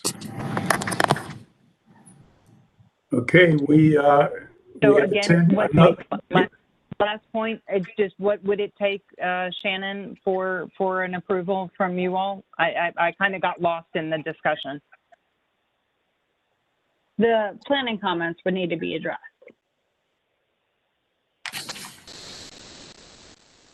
Could we, Chris, focus on? Yeah. Sorry. All right, the planning comments are more buffering. They want to see a revised proposal, more buffering, lower intensity uses, and open space. So that's what planning says in this report. I have a question. How does this get this far without any response back to planning, where those things were just ironed out? A year ago, those things were already ironed out before we got this far. Why are they this far? I think that there has been some exchange of information It's been a little bit of a work in progress, Mr. Fitzpatrick. To the extent it's on me with sharing information late to Christopher Lohr, I'll accept that responsibility. It's COVID world. Well, this is like a broken record. I think this is an appropriate use, and it just needs to be modified and refined a little bit. I think you're within reach, but you're asking people across the board that come from different points of view, different people, to cast a vote with only half the information or 60% of the information. So I think that's why the staff, who normally is very clear whether it's disapproved or approved, is sort of hedging their bet because they just don't have enough to work on. Yeah, and so maybe, sorry to interrupt, but maybe we could hear from Christopher Lohr in terms of the architecture and the buffering to the east. I mean, we may learn that just in terms of not being able to combine this with the Circle K and the car wash to the north, that planning's not going to change their position. Christopher? So again, we received the materials late. They were received yesterday, so haven't had a chance to fully review. Based on a preliminary review, the elevations appear to be consistent with plan guidelines. We don't have a problem with the 5-story necessarily. I think our biggest issues came down to the connectivity, the frontage, and the 0-foot parking setback and how that was going to be screened. They provided some details on that as far as the basket weave fence that would be provided there. Still not fully comfortable, saying that we're in support at this point, but I think we can figure out some of the details, in particular with the parking out front on Kenny and how that can be revised with additional landscaping, perhaps. Well, you're pumping fuel into the vehicle, but it's very low octane. It's not very strong. I think it's an appropriate use, but yes, there's a million little details that add up to the finished product, and we have to make a finite decision. So we can vote whether we think it's appropriate or not appropriate, and hope that it gets worked out to your satisfaction. If it does not get worked out to your satisfaction, this action is paralyzed and it has to go back to square zero. If the applicant can live with that, that's one thing. If it's something you can table for a month and work out all these details that seem so close to being worked out, then you're back on the same schedule. We're kind of pressed to make a hard decision based on half the cards we got to play. So, David, what do you say? I'd say, Jared Smith, look at your text message. Yeah, Jared, he folded. Yeah. I think that within the next 30 days, we can handle it with Christopher and with Mark and make sure we get them the stuff in a timely manner and review that we can get everything squared away and see all your bright and shiny faces next week. And Marty brings up a good point. It is a COVID world and not many things are hitting on all cylinders. And so there's a disruption, and there's certainly a disruption with decisions from the traffic world, but we cannot hitch our wagon to that hardship. It's very uncomfortable. So I would take a motion to table this for a month, and you come back here with a clean, very nice presentation of all these details that everybody's happy with, and take 5 minutes to get to a vote and go forward. But it's a very messy cup of tea right now. From your lips to God's ears. I'll put that in the bank. A motion to table case number 4. Somebody? So moved. Second? All right. The other person. All those in favor, aye? Aye. Aye. Aye. Okay, case number 4 is tabled for those details to be worked out. And we will now go forward with case number 5. And guess what? It's the same format. Case number 5 is Z20-085, 175 Business Center Drive. This application was tabled at the December 2020 Development Commission meeting due to concerns regarding the site's proximity to adjacent manufacturing uses, particularly in regards to noise. The applicant has provided a revised site plan that demonstrates building facades facing west and south along the perimeter of the site will be treated with sound-resistant windows. The applicant has conducted a noise survey with conclusions of that study provided in your supplemental packet. Additionally, a pedestrian access exhibit has been included that shows existing sidewalks and shared use paths, proposed sidewalks and shared use paths, and a proposed pedestrian crossing of North Bryce Road. The 6.6 acre site consists of 2 undeveloped parcels in the M2 Limited Manufacturing District. The applicant is requesting the LAR1 Limited Apartment Residential District to permit a multi-unit residential development containing up to 144 apartment units. North of the site is an equipment storage yard and office warehouse building in the M2 Manufacturing District. South of the site is a commercial retail in the CPD Commercial Plan Development District and a multi-unit residential development in the PUD 8 Planned Unit Development District.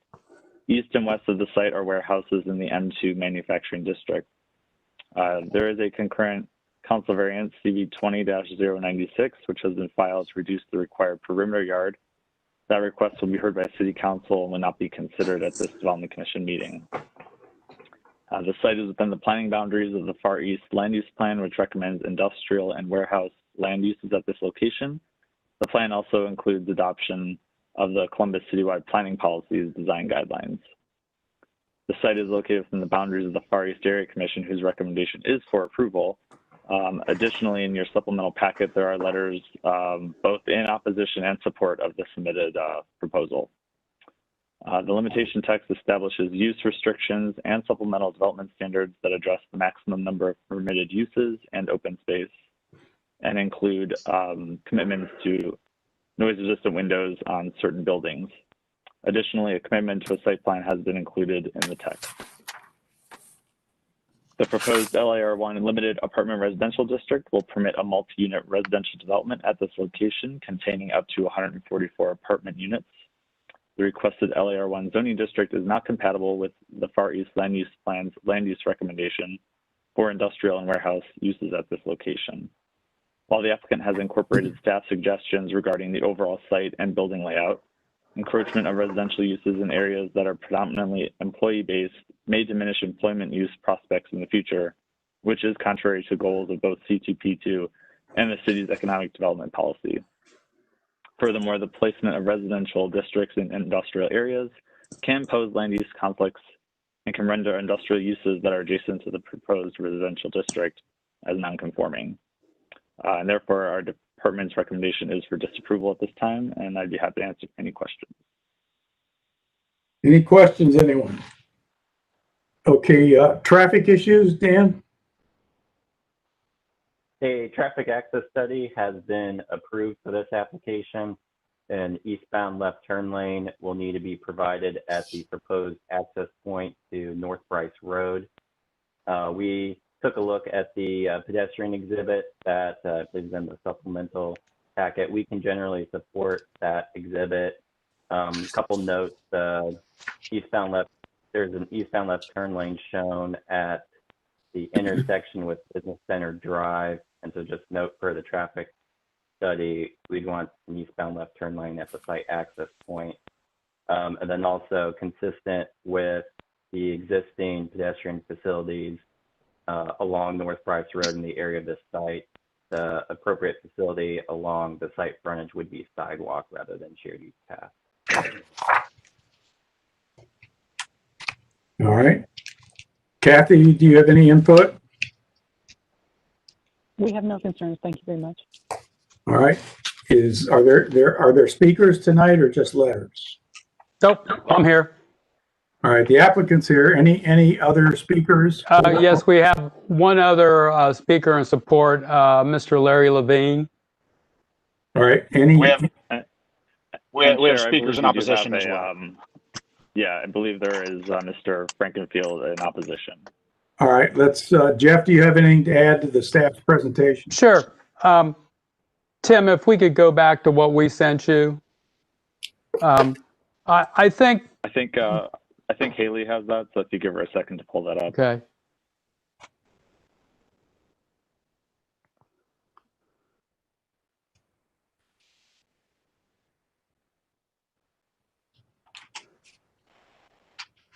Okay. I think a good starting point is to remember what the Assistant Director, Celebree, started the meeting off with in terms of what the needs are for the City of Columbus, additional housing, specifically multifamily, and as part of that, a very walkable neighborhood. There were two issues that were raised last month. One dealt with the walkability, and as traffic has indicated, this shows in pink the existing sidewalks, and green shows what we are proposing to do to make connections. Not only are we doing the sidewalks in front of our project, we are putting a connection with the Epcon development that's on the south side of Bryce. And then we're doing the missing connection there on Bryce that would allow you to get all the way out to Broad Street. And as you know, there are a variety of uses, commercial, restaurants, et cetera, along that corridor. So by doing what we are proposing to do, we will allow both our residents and Epcon's residents to make that walkability connection. The second issue dealt with noise. We actually had a sound study performed out on the site. The conclusions, as Tim indicated, that there are some buildings that we need to have different types of windows. We're agreeable to do that. And so that addresses the sound issue in terms of the overall development. The fact that Epcon is there, so the residential is already in the neighborhood. It's right across the street from the one gentleman who was in opposition last month. So the residential has already been established. In addition to that, this area, our adjacent properties are zoned M2, which staff will tell you is the least intensive of the M uses. It's basically the clean uses. It allows for office, warehouse, and the less objectionable. So we think in terms of our particular use and what we've done, we've got a good relationship in terms of what the existing properties are. And in terms of their uses, they are limited by their underlying uses to basically the clean type of uses in terms of being in the M2 district. So we feel that in terms of our development, one, we've done our traffic study, as staff has indicated, that's been removed and approved. From a site plan standpoint, we have made the changes that planning asks us to do. So the real question comes down is it okay to have additional residential, which the city needs, across the street from existing residential? And since we've addressed the issues in terms of the walkability, which is raised, and the sound issues, and we can solve that by doing the windows, and we've shown you what buildings are affected by that, we think that this is an appropriate use. And again, I remind you, we did appear in front of the Far East Area Commission, and it was unanimous approval of this request. Okay, any questions of Jeff? All right, let's hear from the proponent speaker, Mr. Levine.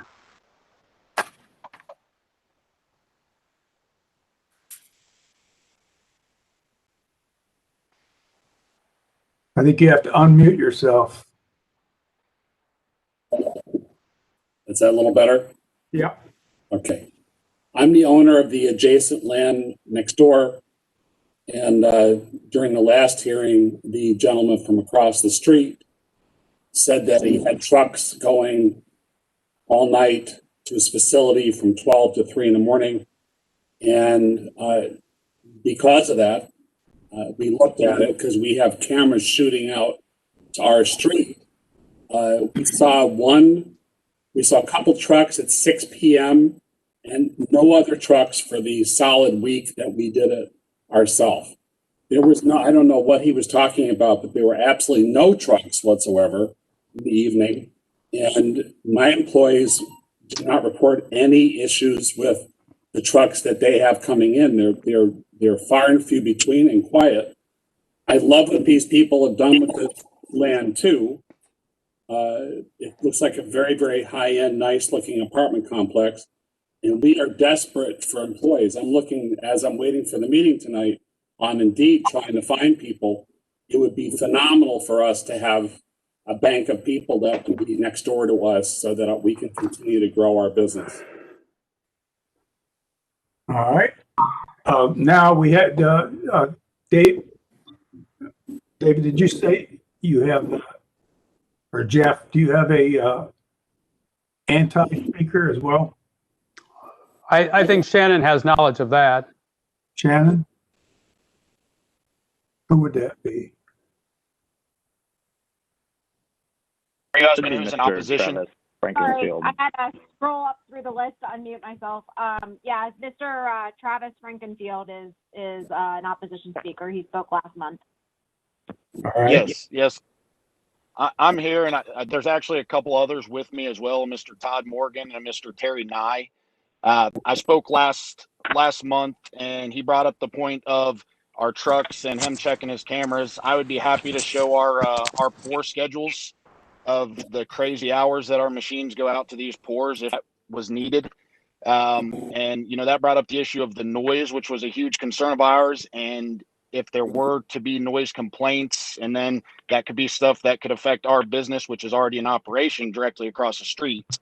But more so than that, one of our really big concerns is the safety of the kids and people that would live in these apartments. And I understand there's residential already across the road, but those people don't have to cross the road that our huge trucks are going up and down to get to those facilities, to Menards, to Kroger, to all that stuff. So this crosswalk is supposed to be the answer to this, but I don't know how many kids that are going to walk 400 feet or however far to get to their crosswalk and hit that button across the street to go and get candy at Kroger. They're going to cross us at the easiest access they've got. And I've got machines that are going to be rolling down that road that are very large machines. And the last thing I want to do is have to call somebody's family and apologize to them because their kid ended up under one of our trucks. And that's a huge deal to us. These trucks are going in and out at all hours. And look at right now, it gets dark at 5:30, 6 o'clock. So a kid runs across the street and my machine's coming back and something bad happens. Can I make a comment?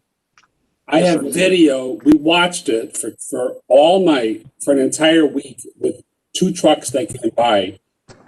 What I think's really going on here, unfortunately, is that there was a dispute between their company and I because when they built the building, they were blocking our driveway. So we had to call the city because they wouldn't cooperate. We couldn't get our trucks in. The only reason I can think of it, because I don't know what he's talking about, because we looked at an entire week, and I can get an entire month if you want, a video. There are hardly any trucks of his coming by, no more than we have right now. And it also supposes that there's going to be a lot of kids there. To me, it looks like a place where, people from 20 to 35 are going to be living. I just don't understand what this man's issue is, because I will tell you right now what he said at the last hearing is just not true. If it was, I would have the same concern. I have 5 children, so I understand what it's like to worry about them. But I just don't see any of that. And I had my guys look at it, because I said, I don't know what he's talking about, because our video shoots to the street. So every truck that goes by our office is videotaped, has to go past us. And there just weren't any trucks in the evening. He did not tell you the truth last time. And I'm at a loss of why this guy is doing this.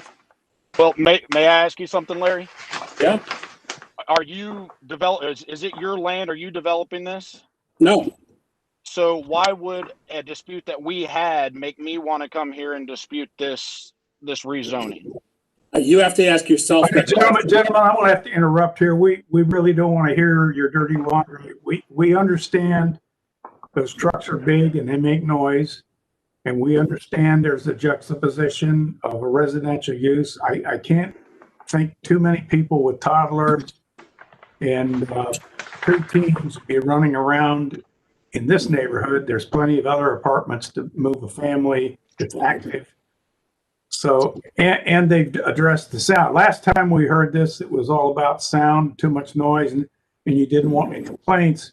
And yes, they have an obligation to build those buildings with the proper insulation, sound deadening qualities, and triple track windows to counteract the noise, just like they would if they were building under the airport noise regulation area. So I think we have to get back to the practicality of the use. Is it a reasonable use? It's in an industrial area. It's across from condominiums, EPCON condominiums. So there's a kind of a warp in the continuity of the zoning districts. But again, this is an infill situation. So I would ask any of the other board members that have a comment or a question, just pipe up and let's move this case along. Any comments from the board members? Yes, Mr. Yes. Chairman, this is Kay. Yes, Kay. Tim, this question is for you. Your report states that right now the development doesn't meet the C2, P2, and the City Economic Development Plan. How does that factor into your disapproval based on what the applicant has stated? Well, I mean, I think the language in our staff report is basically saying that it's not consistent with the land use plan, but if you would like more details on that, Christopher, if you have any other comments for Commissioner Onwukwe. Yeah, that's correct. The plan recommends industrial and warehouse. This is a new plan from 2018. This whole area to the north is recommended for industrial and warehouse. To the south, it's a mixed use district. In this location, during preliminary discussions, we talked about the potential for residential if it was an employment forward use, so a mix of uses that included employment. That is not the case for this particular project. And so planning is not in support for those things. As far as the economic development, employment is what sort of pays the bills, keeps the lights on in the city of Columbus. It's not property taxes, so it is a policy of the Economic Development Division. I won't speak for them, but also within C2P2 that would protect employment-related areas. Thank you. And then my second question, Mr. Chairman, is this: if we approve this development now, we are calling for sound attenuation windows. How is that going to be tracked? Mr. Chairman, I can answer that. When we do the zoning clearance as part of the building permit process, there will be a note on the zoning clearance. So we'll have to show it on our building plans that we're doing that. So it will be tracked. I think the important thing to understand is that in terms of economic employment, the world has changed. In terms of where we're all working, all you have to do is look at the screen. Now, I know sooner or later vaccine, but how much of us go back, or how much of us still work from home? So at the end of the day, our site plan meets the requirements. It's a question of location with the planning staff. And again, I understand it's a recent plan, but we did present this to the area commission and they supported the request. The two major issues were sound and walkability. We've answered those in a positive direction. So I think this is an appropriate use. The surrounding uses are already are M2, which require a 50-foot parking and building setback. So there are built-in buffers already as part of that code. And again, we do not generate many children in terms of this development. Anybody else on, any commissioners want to speak? I did a little bit more sleuthing on this one. The issue with the sound, I appreciate that you're going to protect the inside of the buildings from sound, but the real issue is, you know, quiet enjoyment of a piece of property on the outside as well. The other part is that it's this double-edged sword.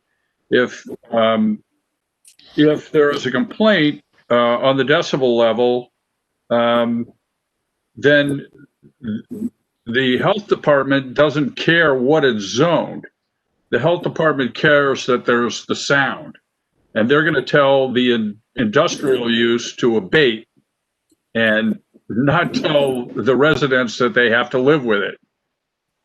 So I'm, you know, planning's not supporting this. They haven't changed their position in the last month with the changes that you proposed. And I think that, you know, this is a site that's looking for a solution, but maybe swipe left on this one. Well, Mr. Lord said that they would be supportive of mixed use. So now we're talking about what's on the first floor, because then you would do residential above that. Not necessarily a vertical mix of uses, Jeff. I think the original concept included a portion of the site that was dedicated to employment uses. Our response to that was that it needs to be more square footage that goes towards an employment use in order for us to be supportive of that. That's not the case here.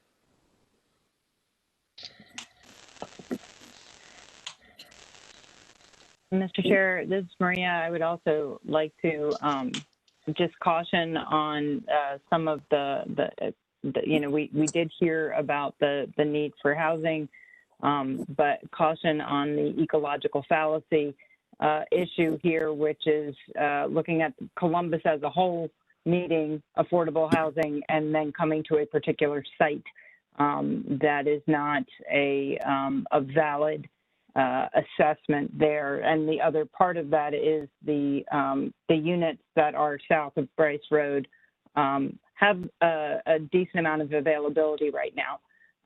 And so we're not talking an area that is unattainable as it stands at the moment. Okay. So far we are batting 250. We've had one case we voted on and 3 we've tabled. So I would like to see this case get voted on, just so it looks like we were doing our job. Yeah, I mean, one thing, Mr. Fitzpatrick, I mean, there's a little difference in terms of the rental market versus the condos with EPCON. Obviously, I mean, we can put our tenants on notice by language in the lease. Obviously, if you don't like where you live, it's a lot easier getting out of a lease and a mortgage across the way. So that is something that, if it would become a problem, we think based on the sound study and everything and what the recommendations are, we will have addressed that point. And obviously, when you drive by the site, I mean, you see what the adjacent property and uses are. But we think we can do a nice development with and do the connection so that you can get out to East Broad Street, where all the commercial opportunities, whether it's restaurants or anything else that you want, is readily available. So I think we might as well vote on this. All right. Mr. Chairman, I don't disagree with not voting, but Jeff, I've tried to get a couple of clients out of a lease recently, a fairly simple apartment lease, and I beg to differ with you. It is not easy. So just to correct the record. Well, what we can do, Ms. Anderson, is to make sure there's a notice provision on our lease so that they know that up front. That's not a problem. That's Mr. Chairman, then how do we address the issue John raised if the Department of Health decides that there's too much noise and then the penalty has to be borne by Travis? Well, logic tells me that the noise was already there in the area, and it's the developer's responsibility to deal with the sound. Maybe there's a need for some landscaping and fencing to make it comfortable to sit out in the backyard and contemplate life or read a book. If you're thinking that way, you probably aren't looking for a residence enmeshed in an area between warehouses and Menards. So the practicality is where you provide people an opportunity to live, they will seek employment nearby. It's like the baseball field, build it and they will come. I don't think economically that there will be no jobs created because of these apartments. And I think, I don't know how long this property is sat vacant on this corner, and it has attracted no individual industrial uses. And here's somebody stepping up to take advantage of an opportunity. So I'm ready to put this to a vote based on whether this is an appropriate use or it's not an appropriate use. I believe totally the responsibility decibel wise goes with the developer and the product he puts in with the proper insulation, sound deadening board, and triple track windows to seal off the noise from the trucks. I can't tell you how many apartments and homes there are north of the outer belt adjacent to one of the heaviest, noisiest, and earth-shaking railroad thoroughfares in Columbus. So we're free to vote as we see fit. My name's Terry Knight. I just want to make note of record as well. We also do business on the east side of that property, and I also reached out to one of our suppliers who actually his business is directly north of this property. It's the TNT Equipment Company. Joseph Valentine. He couldn't be here, but he did email me of a letter for what that regards. But his concerns were also the noise that they do have through the day. They do run forklifts, diesel trucks on the back of that lot, and those actions will, increase as the summer goes. I mean, we're a summer business as well, so I just want to note that as well, on that. I know that's kind of like a back way as well. If you guys don't traffic study, but I do notice a lot of speeders back on that road. I've seen a lot of accidents on that McCormick and North Bryce. So as long as all that, that's the stuff that's really concerning for what, we see. For kind of stick in a residential area right in the middle of all the commercial. So there's definitely concern there. Okay, I think we've got that loud and clear. I think we're ready to call the vote, please. Maria Conroy? No. Amanda Golden? I also am going to vote no. John Ingwerson? No. Kay Mukwe? No. Marty Anderson? I have to support planning, I think, on this one, and I'm a little reluctant, but I'm voting no.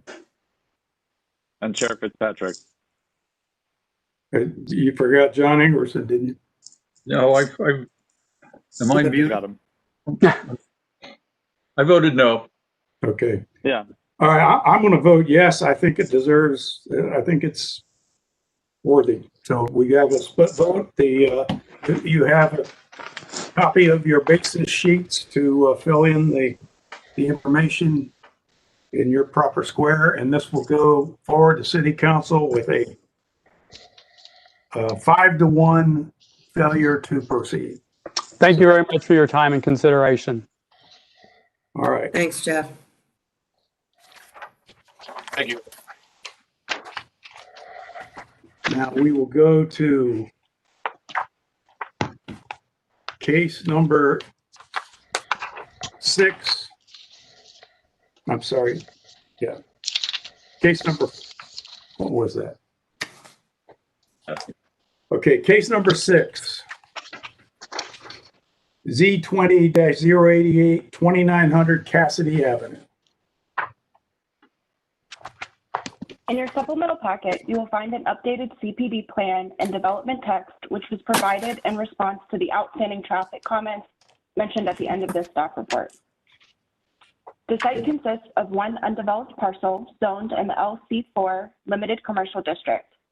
The requested CPD district would allow the site to be developed with a fuel sales facility, with an eating and drinking establishment, convenience store with drive-in window service, and minimal outdoor sales. To the north of the site is undeveloped land in the LC4 Limited Commercial District.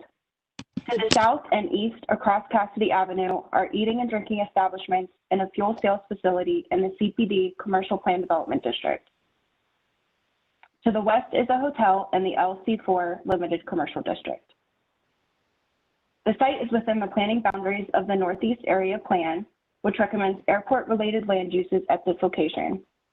The site is also located within the planning area of the Port Columbus Joint Economic Development Strategy, which recommends office land uses.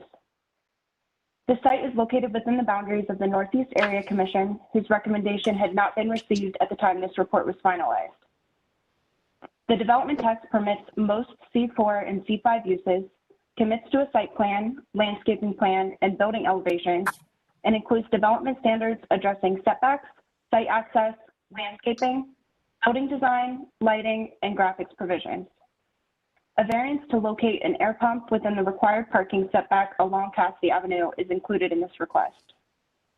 The Columbus Multimodal Thoroughfare Plan identifies this portion of Cassidy Avenue as a suburban community connector requiring 100 feet of right-of-way. The requested CPD Commercial Plan Development District will allow the development of a fuel sales facility and convenience store with accessory eating and drinking establishment uses and minimum outdoor display sales.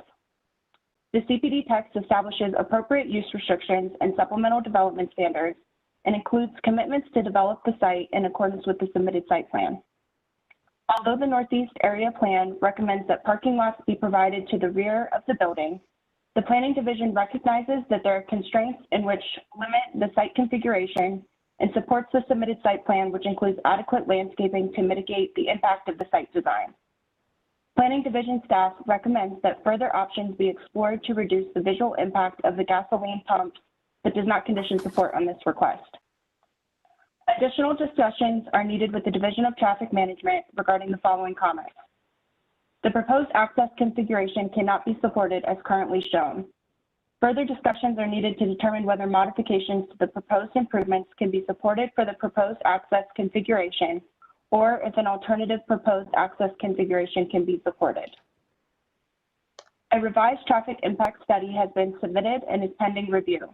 Additional commitments and changes to the proposed access configuration may be needed based on the results of the approved traffic impact study. Once the issues are resolved with the Division of Traffic Management, staff's recommendation will be updated to approval. And I'm available for any questions. What was the Northeast Area Commission's vote? They have not received their recommendation yet. I believe that their meeting is this week or next week. The applicant can speak to that. All right. Is the applicant here? Let's hear from traffic first. We have a lot. Once again, we have a quagmire of traffic issues that have not had a chance to be dealt with, according to what I'm reading. No. Frank? Dan? Patrick, this is Daniel Moorhead, Division Traffic Management. There's been multiple traffic impact studies associated with this application. Since the time that the staff report is written, we've had more time to review the most recent traffic impact study and we have had those further discussions with the applicant. So basically at this point, we can support the proposed use and site layout and we're generally supportive of the proposed full access to Cassidy Avenue. At this point, we're down to figuring out the striping plan for Cassidy Avenue, and that's just something that we got to figure out what we could live with, and then have that be documented in a final traffic impact study. So you've made a lot of progress since this was first addressed. Okay, that's a breath of fresh air. Kathy, any recreation and parks issues? We have no concern. Thank you. All right. Is Frank, you're the applicant. Do you have anything else to add to the presentation? Sarah, thank you, Chairman. Sarah Gold is going to give the presentation this evening. Sarah? Yes. Hi, good evening. Thanks for hearing us. Yeah, we've been working very closely with traffic for many months on this. And we're, just about there.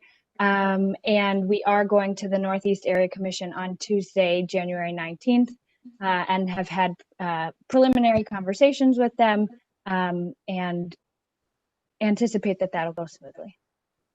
Sarah, you might explain how we've been trying to set up a meeting with them, but they haven't had meetings in what, 2 months now? Yeah, I've been trying to communicate with them about since October or November. It's been difficult, but we did finally connect. They were not having any meetings in December, and we asked if we could be heard prior to this meeting. They did not grant us that request, so we are going on Tuesday, the 19th, so just a couple of days. It's not for lack of effort. We've been trying. Yeah, but I don't see my face, or, I can hear everything. Do they just not? Who's trying to speak?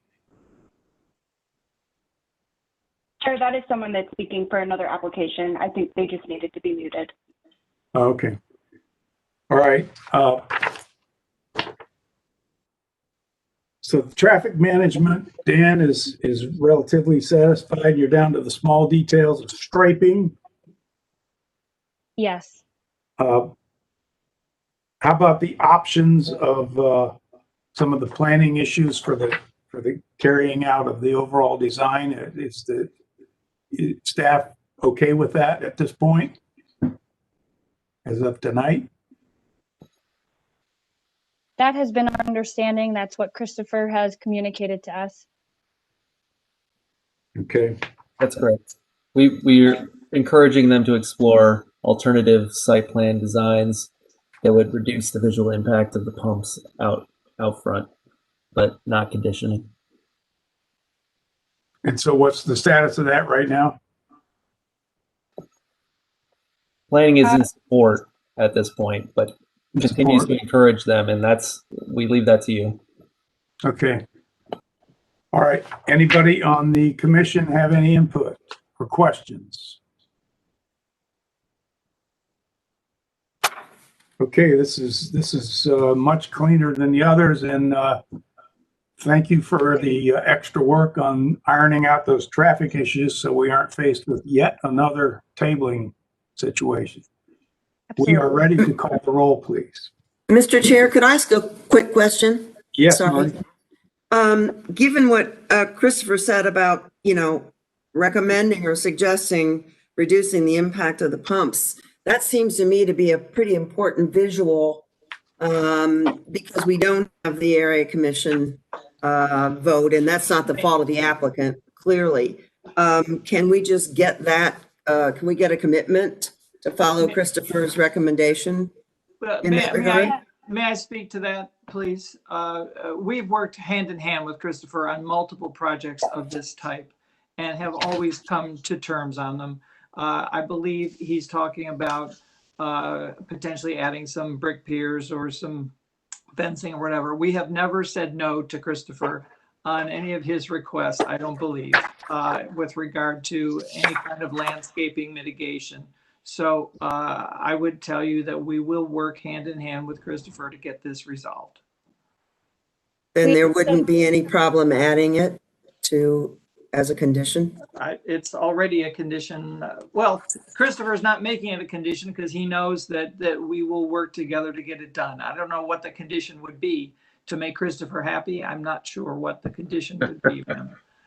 So I guess I'll speak to it. We had asked that the site plan either be rotated 180 degrees so that the building is out front and the pumps are hidden to the rear, or that it be rotated 90 degrees so that the pumps were one side or the other. And that has not happened. They did add additional landscaping, I believe. Right. We're comfortable with that as presented, Right. but continue to encourage those other options. And again, leave that to the Development Commission to So I can assess. respond to those items. We cannot physically do what Christopher's asking us to do, and we have told him so. Given the configuration of the site and the size. So I'm sorry, we cannot accept a condition that we rotate the building. This is a very strong commercial corridor that has multiple fuel stations and the like along it. We have gone above and beyond with our landscaping and treatment along the street. And as you've heard, we have worked through some very intense traffic issues with regard to that. So I understand Christopher's objectives. We are sympathetic to them, but in this case, we cannot alter the site plan. All right, let me make a suggestion. Let's just put it into the text. I understand your follow through and your track record is excellent, Frank, but just to set a precedent that between now and the time this goes forward to City Council, that you will go through the process of sketching out those options and then sitting down at the table with somebody in planning to say, here's what you're asking and here are the reasons we can't do that, and have those answers ready when this goes forward to the next level at City Council. That would be fine, as long as we can assume that once we're through that process, that planning staff will not stand in the way of it going forward to council. Well, I think if that's to be determined. If you show him the logic of why it won't work for you. Well, I hear you. I just want to be clear, though, that Christopher is not saying that they are in opposition to the project. He's saying that they would like us to work with them to explore. We are happy to work with them to explore, but I would want to be clear that there is not a scenario where planning is going to say no. Okay, and we deal historically with, is it a acceptable use and appropriate use, or is it not? We don't get into what color you paint the window trim and correct, and what kind of railings you put in, and if you want to go to a different part of town, you can get into that. If there's a way to make the impact of the visual of the pumps less, great, find it. And let logic win. But we're got to vote on what we're looking at and what is shown to us right now. Correct. Is it an appropriate use or isn't? And I think we can debate this for the next 4 hours and never reach a conclusion. We either have to call for a vote and get on with it and trust that you will live up to the track record you've had historically, and you will put check marks in the right boxes. Thank you, Mr. I'm in favor of moving this forward with a roll call vote based on what we have before us to vote. Chair, before we go on, I just jotted down the condition. I just wanted to read it to everybody because there were lingering traffic issues and no area commission recommendation yet as well. So what I wrote down is that there's a condition that between now and City Council, the applicant will further attempt to work out visual impact design with Planning Division. They'll have a finalized traffic impact study and the Northeast Area Commission recommendation for approval. Perfect. Very well said. I need a motion for the conditions that Shannon just read off, please. So moved. Second? Second. Second. All those in favor? Aye. Aye. Aye. Okay, please call the roll. Amanda Golden,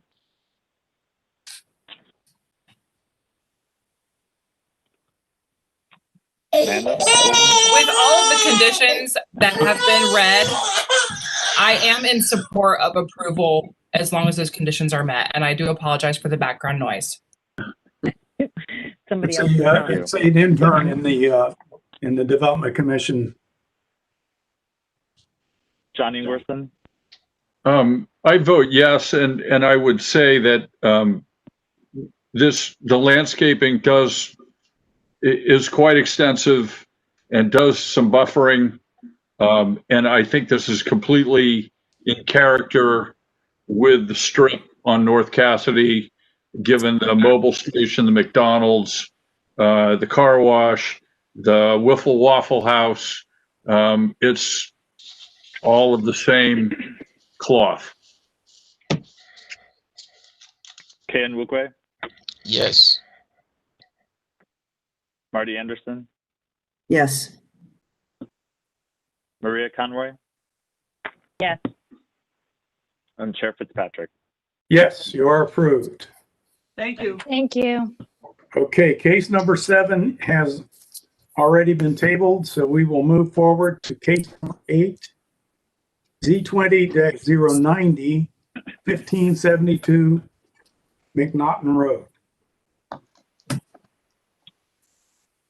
The 10.54 acre site consists of 4 parcels in the R1 residential district. 2 parcels are developed with single unit dwellings and the other 2 parcels are undeveloped. The applicant proposes the LARLD limited apartment residential district to permit a multi-unit residential development containing up to 160 apartment units. North of the site is a multi-unit residential development in the LAR12 limited apartment residential district. South of the site is a single unit dwelling in the R1 residential district and a multi-unit residential development in the AR12 apartment residential district. East of the site is an electrical substation in the I institutional district.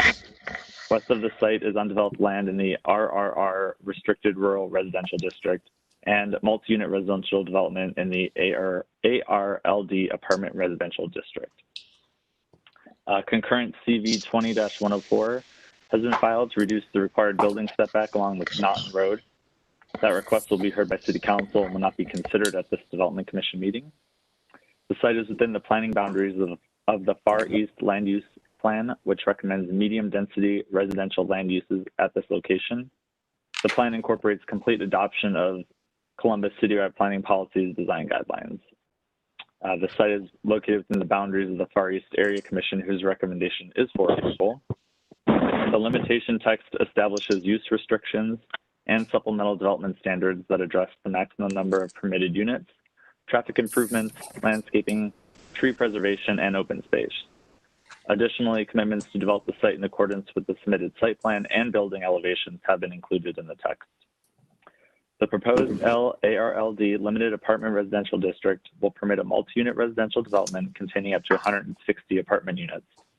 The request is consistent with the Far East Land Use Plan's land use recommendation for medium density residential uses at this location. The text and site plan identifies additional screening from neighboring properties, preservation of existing site trees, and internal walking paths, all of which are consistent with C2P2 design guidelines. Additionally, the requested district is compatible to the existing zoning and development pattern along this section of McNaughton Road, and therefore the City Department's recommendation is approval. And I'd be happy to answer any questions you might have. Okay, any questions? Okay, traffic issues, Dan? A traffic access study has been approved for this application, and there is a commitment for a southbound left turn lane at the proposed site access point to McNaughton Road. Okay. And Kathy, Park Recreation and Parks? There are no concerns from Recreation and Parks. Okay, Is anyone on the tab to speak with this, Shannon?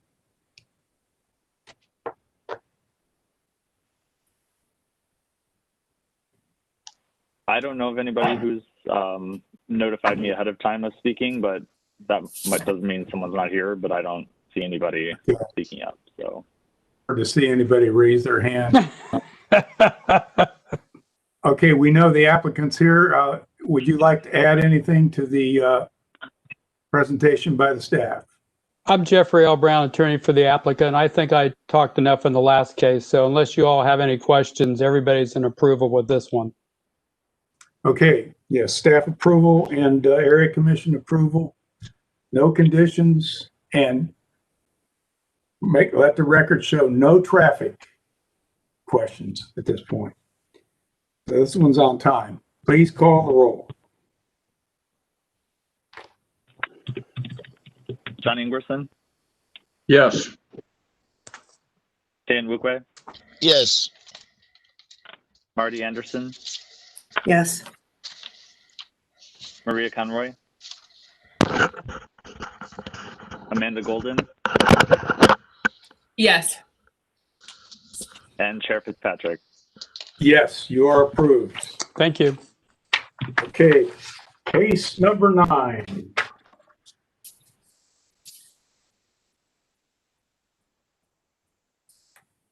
Z20-080, 641 East Cothas Street.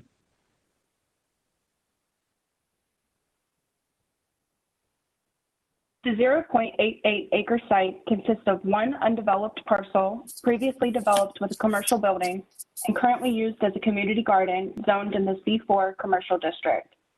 The requested R2F residential district will allow single unit residential development. The site is surrounded on all sides by single unit residential dwellings zoned in the R2F residential district. Northwest of the site is undeveloped land in the C4 commercial district. The site is within the planning boundaries of the near south side plan, which recommends medium density mixed residential land uses at this location. Additionally, the plan includes early adoption of the Columbus citywide planning policies design guidelines. The site is located within the boundaries of the Columbus Southside Area Commission, whose recommendation is for approval. As you'll see in your supplemental packet, there are multiple letters of opposition and several letters of support that have been received by neighborhood residents, as well as other local community gardens organizations within this area. That correspondence is assembled in the supplemental packet that you received this afternoon. Concurrent CV 20-090 has been filed to vary lot width, area district requirements, and building setback lines for 10 single unit dwellings and detached garages on 10 proposed lots. That request will be heard by City Council and will not be considered at this Development Commission meeting. The proposed R2F residential district will permit single unit residential development. The requested zoning is consistent with the near south side plan's land use recommendation, as well as the existing development and zoning pattern of the area. This rezoning request does not represent an introduction of an incompatible use to the surrounding neighborhood. Therefore, city staff's recommendation is for approval, and I would be happy to answer any question. Okay, any questions? And traffic issues? No traffic issues. And Kathy, Recreation and Parks? No recreation and parks issues. Okay, we have the applicant, and do we have speakers in favor lined up here? We have 3 speakers in favor, 3 speakers in opposition, and I believe an area commission possible speaker. I will time these speakers just because the next 3 applications have opposition speakers, and we want to make sure that we're keeping them to their 3 minutes. All right, as is the custom and the rules with City Council, we will do the same thing. Each speaker has 3 minutes. The bell goes off and the hook comes out at 3 minutes. The area commission speaker is separate from those three, so unless the applicant wants to add something to the staff report first, we'll hear from the opposition speakers. I would like to add something. Yes. My name is Julie Bullock, and I'm the architect on the project. So as he noted, this is zoned C4, and we're proposing to change it to an R2F district. We feel that residential use is very appropriate. My client came to me and said, you know, what is the best use for this property? What do you think we should do with it? And we looked at the existing zoning, and I gave him basically two options. I said, you can develop this as a C4 with commercial development with no variances, no other approvals required, or we can develop it as residential. And he said, what do you think is appropriate for the neighborhood? And I said residential.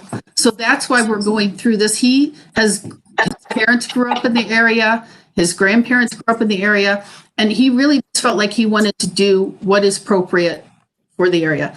I don't think anyone has a real issue with the residential use. It has to do with the community garden itself on the property.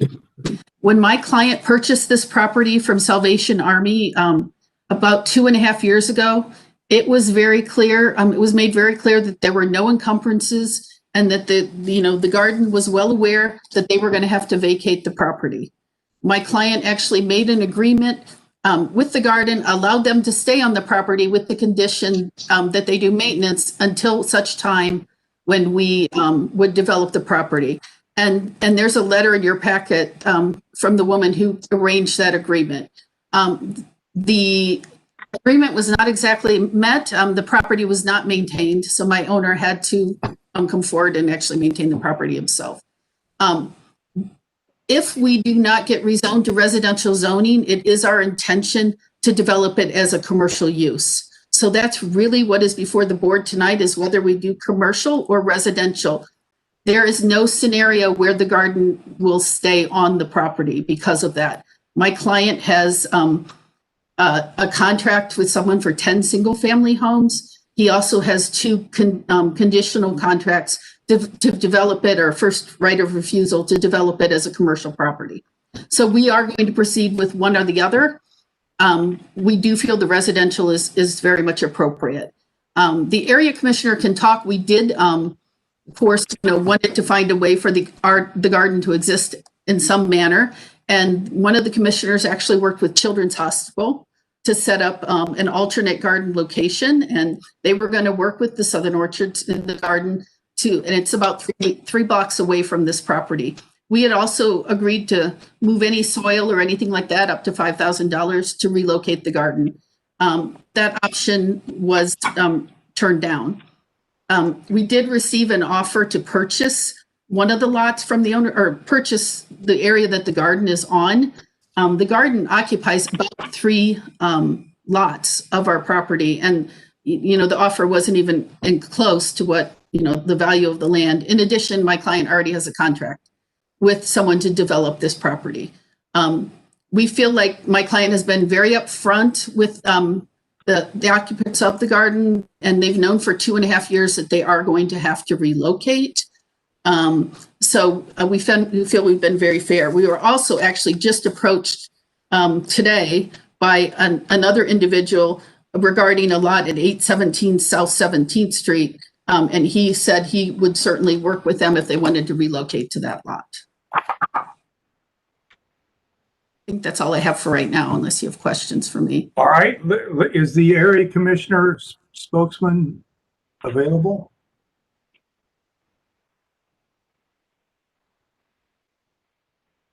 I think he's trying. Jim Griffin is on the call. I'm Jim Griffin, the chair of the Columbus Southside Area Commission. We did vote to approve the zoning variance. I know the people involved with this garden, and I certainly support their passion. But the fact is that they knew that this was inevitable, and it sounds like they have been made other options for this garden, and we did approve it. So, Chair Fitzpatrick, this is Curtis Davis, the zoning chair for the area commission. So when this came before us, I reached out to Nationwide Children's Hospital, and they had agreed to move the garden 3 blocks down to provide them with 16 raised beds, one that would be ADA compliant, a shed, and a gazebo. So a little bit more ingrained or more than what they have currently at the site. So when this came before us, the commission looked at it as you guys will look at it. It's pretty standard, we're short on housing, and I believe that's the reason that the commissioners elected to vote for approval on this. Okay. Okay. Are there any other proponents for this? I'm here to speak in favor. Okay. Let's hear your comments, Skip. Hi, my name's Skip Weiler. So I represent, and I'll go quick because I know you've got other meetings that will be longer than this.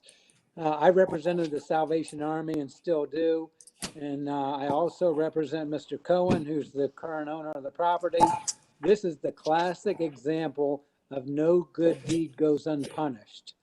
The Salvation Army has let the garden use the property for free for many years, with the understanding if it needs to be developed, that it's a temporary situation.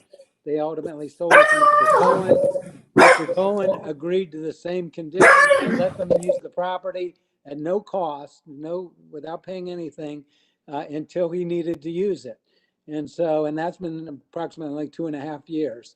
And so now he wants to move forward with residential, as you've heard, it's zone C4 with no limitations. So I won't talk about the obnoxious and rough uses you can get with a no limitation C4 zoning. So clearly residential is appropriate. It fits in the neighborhood supports it. I get it. The garden people want to continue to use it, but to me, it's like, at some point you got to be reasonable.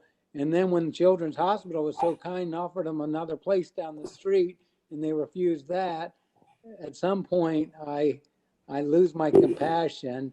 And I also think people need to be realistic. So those are my comments. Thank you. Okay, thank you very much. Yes, there's no name.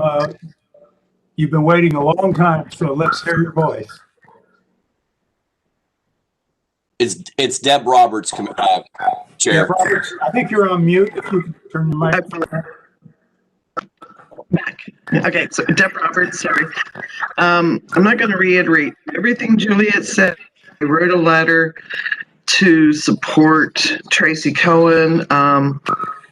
Michael Duty's a good friend of mine, so is Tracy, so is Tracy's sister. That's how we all got involved. I kind of broke this deal. And I just think Michael should bow out gracefully and be grateful for the wonderful gift that Tracy gave him. I don't understand why he hasn't taken the other garden offer. To my understanding, there's a potential garden offer from the city. I just think that he should bow out of this gracefully and let Tracy build his property. That's all I have to say. Thank you for your comments. Who's our next speaker? I'm a proponent as well, Robert Dick. Okay. I live in Southern Orchards. I've been in real estate most of my adult professional career. When I found out about this lot, I was very curious as to what was going to happen there, especially knowing it was zone C4. When I discovered what the plan was from the owners, I was ecstatic, to say the least, as a resident of the neighborhood, knowing that the lot was finally going to get cleaned up. There's tremendous crime and blight still in the neighborhood, and this is a step towards that. I think if we allow C4 to stay, then that's going to contribute to more crime, potentially, more traffic, more everything. And so, needless to say, just looking at the docket today and seeing everything that all the rezoning requests on there are basically from residential to some sort of commercial or mixed use. To see something like this in our neighborhood, it's a glimmer of hope that there are still some good guys out there doing what's best for the neighborhood. And that's all I wanted to share. Was I was very happy to hear that they wanted to do the neighborhood right. I appreciate your comments. Our last speaker, third speaker, please speak up. Who would that be? We've already had 3 proponent speakers. I think now we would be moving into the opposition. Okay, who's the first opposition speaker? It's Mr. Aaron Hopkins. Are you there? Yes, I am here. Good afternoon, Chairman and Commissioners.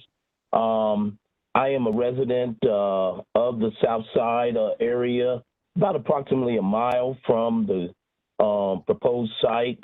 I would like to say from the beginning that I am opposed to it. I'm an associate minister at a Family Missionary Baptist Church, which is approximately, it's a little less than a mile from the church. From the site. We have had engagement with the site there in different memorial services and community engagement activities. I live in the community less than a mile, or about a mile, less than a mile from the site. I've lived there for 30 plus years, raised my family of 6 kids in the community. I am a civic president of that area, and this is just south of Southern Orchard. I'm the president of Southside Community Action Network. I've been the president there for approximately 2 years. I'm also on the area commission, Southside Area Commission, as a area commissioner for religious and social services. In my community, I have 2 community gardens that are situated on land bank properties. And so I know the impact of what a garden space can do for a community with community resident and youth involvement. I know that it was shared about the blight and the things in the community, and yes, housing is good, but when it comes in at $250,000 per unit, that is not really good housing for the whole community. And green spaces that provide mood adjustments. And so there is data out there that shows having these green spaces is a good quality for the community too. And so Casa Street Garden has been very impactful in engaging with the community and the Civic Association, as well as our community gardens and several garden organizations. And so I just wanted to come out and speak in favor of the garden. I know they have tried to work with that owner, even cutting down the size of their of the garden as it is now. But we do have remains there from 2 people that have lost their life in the community that have been memorialized there with their ashes. And so we have participated as the church and as community and stay committed to support the garden and for what it stands. At the time that the area commission took the vote, I was out ill with COVID. All right, Aaron, let me ask you a question. What's your opinion regarding the offer made by Children's Hospital for a similar garden placed on their location? I am very familiar with that lot. One thing that's challenging to that lot, it has no place for parking. At that site where the Casa Street Garden is, they had festivals there that was engaged by Ganther's Place, which is just 2 blocks away, and festival type atmosphere that brought the community.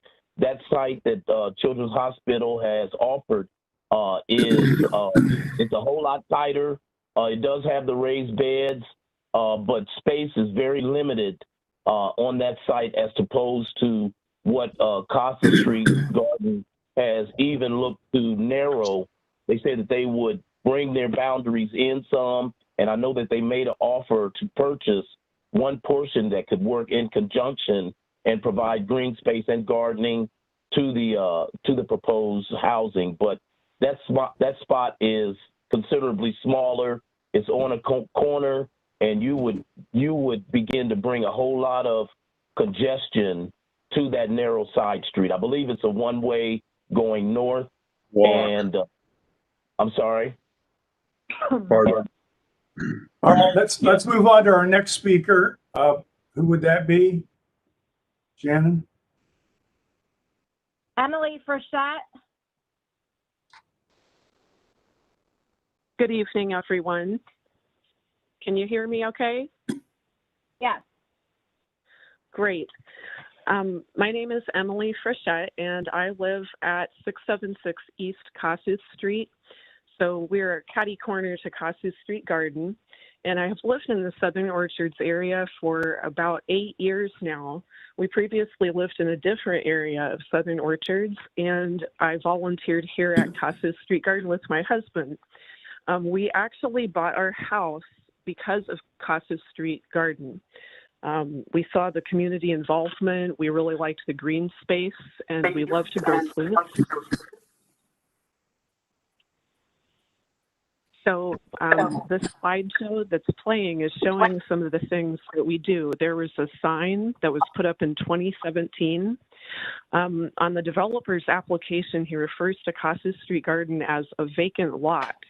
And Kossuth Street Garden is shown on Google Maps. We've been here since 2007. And because of that fact, we believe we have a lawful use easement on this property. This picture shows the big sign that we put up in 2017. And a little later here, here's an example of the food that we grow and distribute from the garden. These are lettuce mixes. Here's our pollinator section. And we had put up, here's some blackberries. A lot of kids come to the garden to pick the berries. So we're growing a lot of food there in Kossuth Street Garden. We like to engage the community, and one of our primary missions is to be an education garden. Here's our chalkboard sign that also went up in 2017. So we believe that when, the developer applied, he knew very well that we were here, but he refers to the area as a vacant lot. We're definitely not a vacant lot. We were awarded grant money in 2017 from Columbus Board of Realtors and from the Neighborhood Partnership Grant. We also got the 2018 Neighborhood Partnership Grant. And here is an example of some of the things we do. We got a donation of native plants from a local business called Natives in Harmony. And you can see a little young man here that's learning about a lettuce plant in the garden. So these are some of the kind of things that we do here at Kossuth Street Garden. Now, we do appreciate local business, and we like to form mutually beneficial relationships at Kossuth Street Garden. Our developer is a local businessman. We respect that, and we thank him for allowing us to operate here on the garden. This is shortly before the property was bought. This is a cooking class that was run by OSU. A young man is here cooking carrots that were grown in the garden. And essentially, we think that we could manage to coexist. We do things like this here at Kossuth Street Garden, bring kids in, show people that carrots grow in the ground, harvest fresh produce. And this is actually a tangible result in feeding the community. So it's empowering. A lot of people enjoy coming here for our events, the harvest party. This particular picture shows the front of Kossuth Street Garden on a day when they constructed the rain pergola. The water catchment devices have become a crucial part. I think you have a wonderful mission, and it's a tragedy that you don't own the land, and you're competing with the landowner's property rights. So it's an unfortunate conflict of timing. Let's hear from our third and final speaker of the opposition. Who would that be? Mr. Michael Duty. Michael Duty.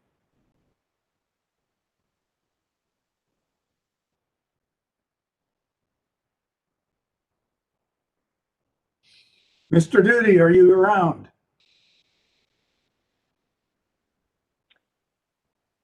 Oops, Mr. Duty I just is requested to on. unmute him. Michael Duty. Michael, there should be a mute button in the middle.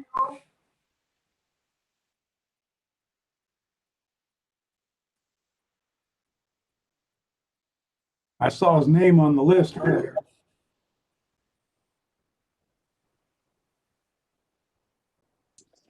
He was having issues earlier with his mic, and I think she muted him, so he might have not been able to come back.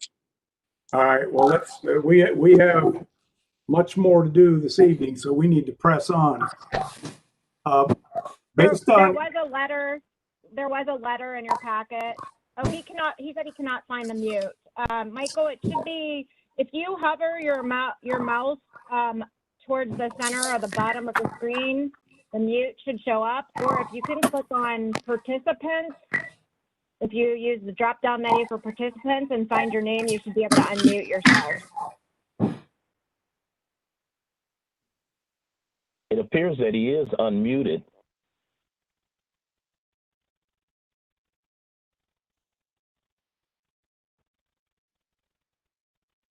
welcome to the COVID-19 haunted house.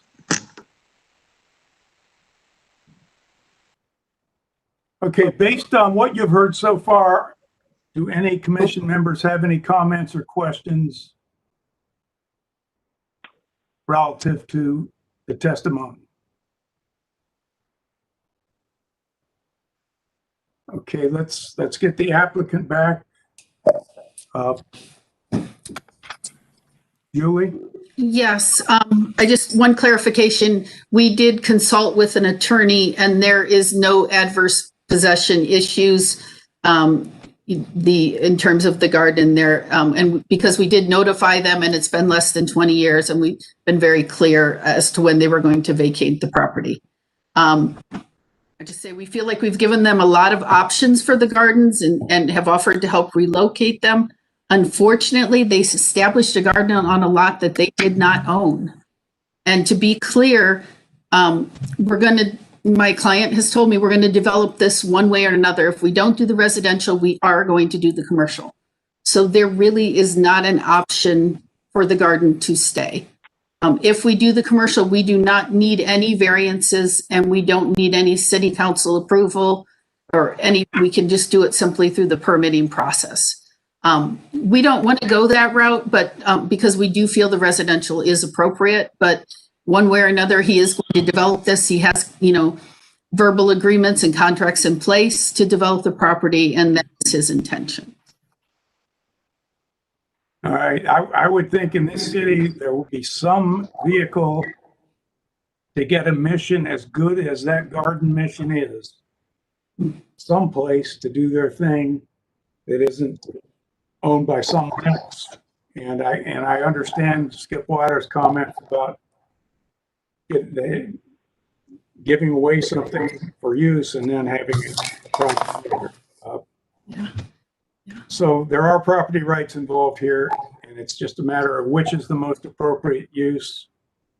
And if it's that fait accompli that this garden has to relocate, I would think there's people in the city in the surrounding areas that would have that garden relocate to an appropriate place. I don't think anybody has a right to just drop anchor and hold onto that site that they don't even own. That's just my opinion. Anybody else have any comments before we go to a vote on this? I just want to remind them that the owner of 817 South 17th Street did say that they would be interested in having the garden moved to their property. So I would encourage them to reach out to that owner. Well, I think it's a wonderful mission, and it's a great thing to bring to people for education and immediate natural environment. May I speak on Michael's behalf? Who are you?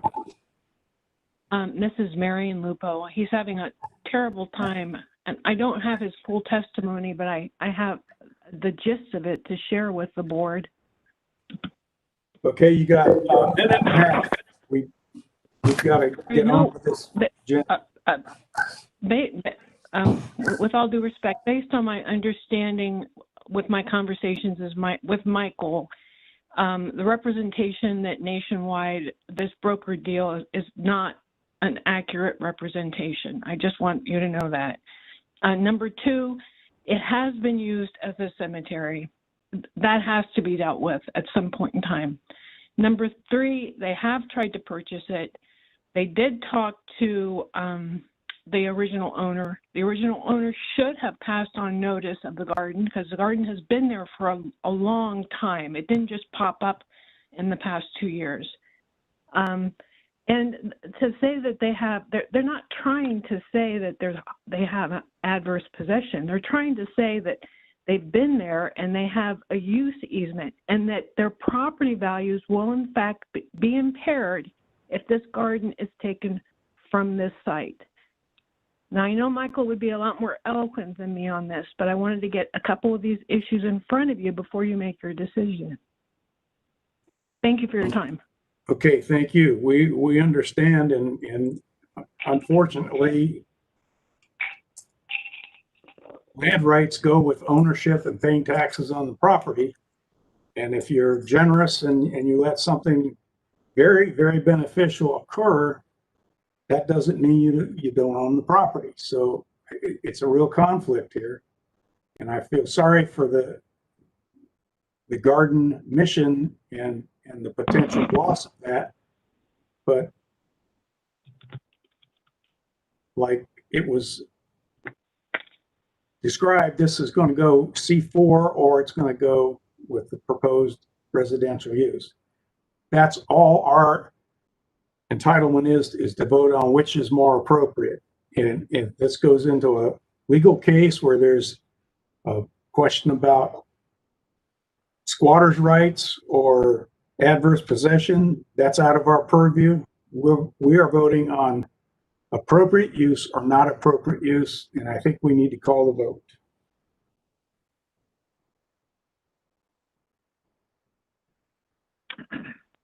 Ken Mukwe.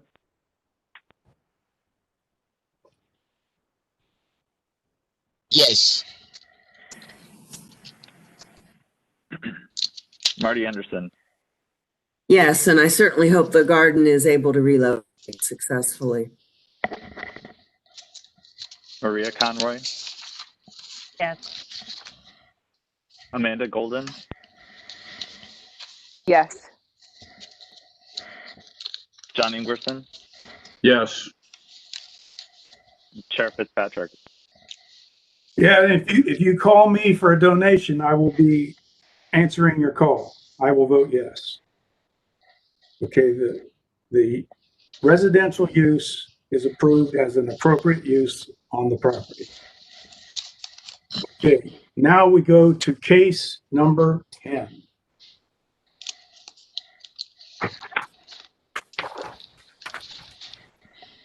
Z20-070, 5076 South High Street. The 496.07 acre site is primarily used for farm and rural uses and is zoned in the CPD, Commercial Plan Development, C2, Commercial, ARLD, and AR12 Apartment Residential, R2F Residential, and SR Suburban Residential District.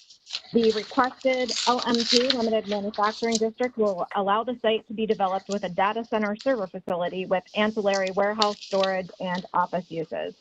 North of the site is undeveloped land in the CPD Commercial Plan Development District across Rothmel Road, a single unit subdivision in the PUD6 Planned Unit Development District, and an electric substation in Hamilton Township. East of the site across Parsons Avenue are Hamilton Local School District educational facilities in Hamilton Township, agricultural land in the R Rural District, and a City of Columbus water treatment plant in the LM Limited Manufacturing District. South of the site is the Scioto Downs Racino Complex in the CPD Commercial Plan Development District. And west of the site across South High Street is a quarry in the M and M2 manufacturing districts. The site is located within the boundaries of the South Central Accord, which recommends low-density residential, high-density residential, and commercial uses at this location, and includes adoption of Columbus Citywide Planning Policies Design Guidelines. Although the proposed industrial use is inconsistent with the plan's recommendation for residential and commercial uses, Planning Division staff recognizes that the plan recommendations are based mainly on the existing zoning. In addition, C2P2 recommendations state that the protection and expansion of employment-related uses is a priority throughout the city. Further, staff finds the data center server use to have a lesser impact on the neighborhood compared to other industrial and commercial uses and supports the site design. There's an alarm going off. I don't know if you can hear that. Sorry, I'm just going to try to continue on. Can you guys hear me okay? Yep. Okay. Okay, so sorry about that. I lost my place. Further, staff finds the data center to have a lesser impact on the neighborhood compared to other industrial and commercial uses and supports the site design as it provides significant buffering from adjacent residential uses to the north and preserves significant open space, which is also consistent with C2P2 design guidelines. Staff also has reviewed conceptual building elevations and finds them consistent with C2P2 design guidelines. The site is located within the boundaries of the Far South Area Commission, whose recommendation is for disapproval. Opposition letters from neighborhood residents have also been received, and in your supplemental packet, additional letters were submitted today, and we do also have a few letters of support. The limitation text proposes computer data center server uses with ancillary warehouse, storage, and office uses, and includes provisions for setbacks, building height limitations, access, buffering and landscaping, tree preservation, and open space and lighting controls. A site plan depicting setbacks, access points, and development, open space, and tree preservation areas is included as a text commitment. At the time this report was finalized, the required traffic impact study had been reviewed, but resubmission has been requested, and final traffic commitments are yet to be determined. The requested LM2 limited manufacturing district will allow development of the site with a data center server facility with ancillary warehouse, storage, and office uses. Although the proposed industrial use is inconsistent with the South Central Accord recommendations for residential and commercial development, deviation from the plan is supported as the site design provides significant buffering from adjacent residential uses and preserves significant open space, which is consistent with the C2P2 design guidelines. The city department's recommendation will be updated to approval upon addition of necessary traffic commitments resulting from the approved traffic impact study. Therefore, as stated, the staff recommendation is for conditional approval, and I'd be happy to answer any questions, and I'm going to mute myself as soon as possible. And run out of the building. Okay, Dan, traffic issues once again rear their ugly face. Like Shannon mentioned, the traffic impact study is in progress. This is being coordinated with the Ohio Department of Transportation and the Franklin County Engineers Office. So it's a bit more involved than a typical traffic impact study. We believe that resolution can be worked out. It's just a matter of completing the process.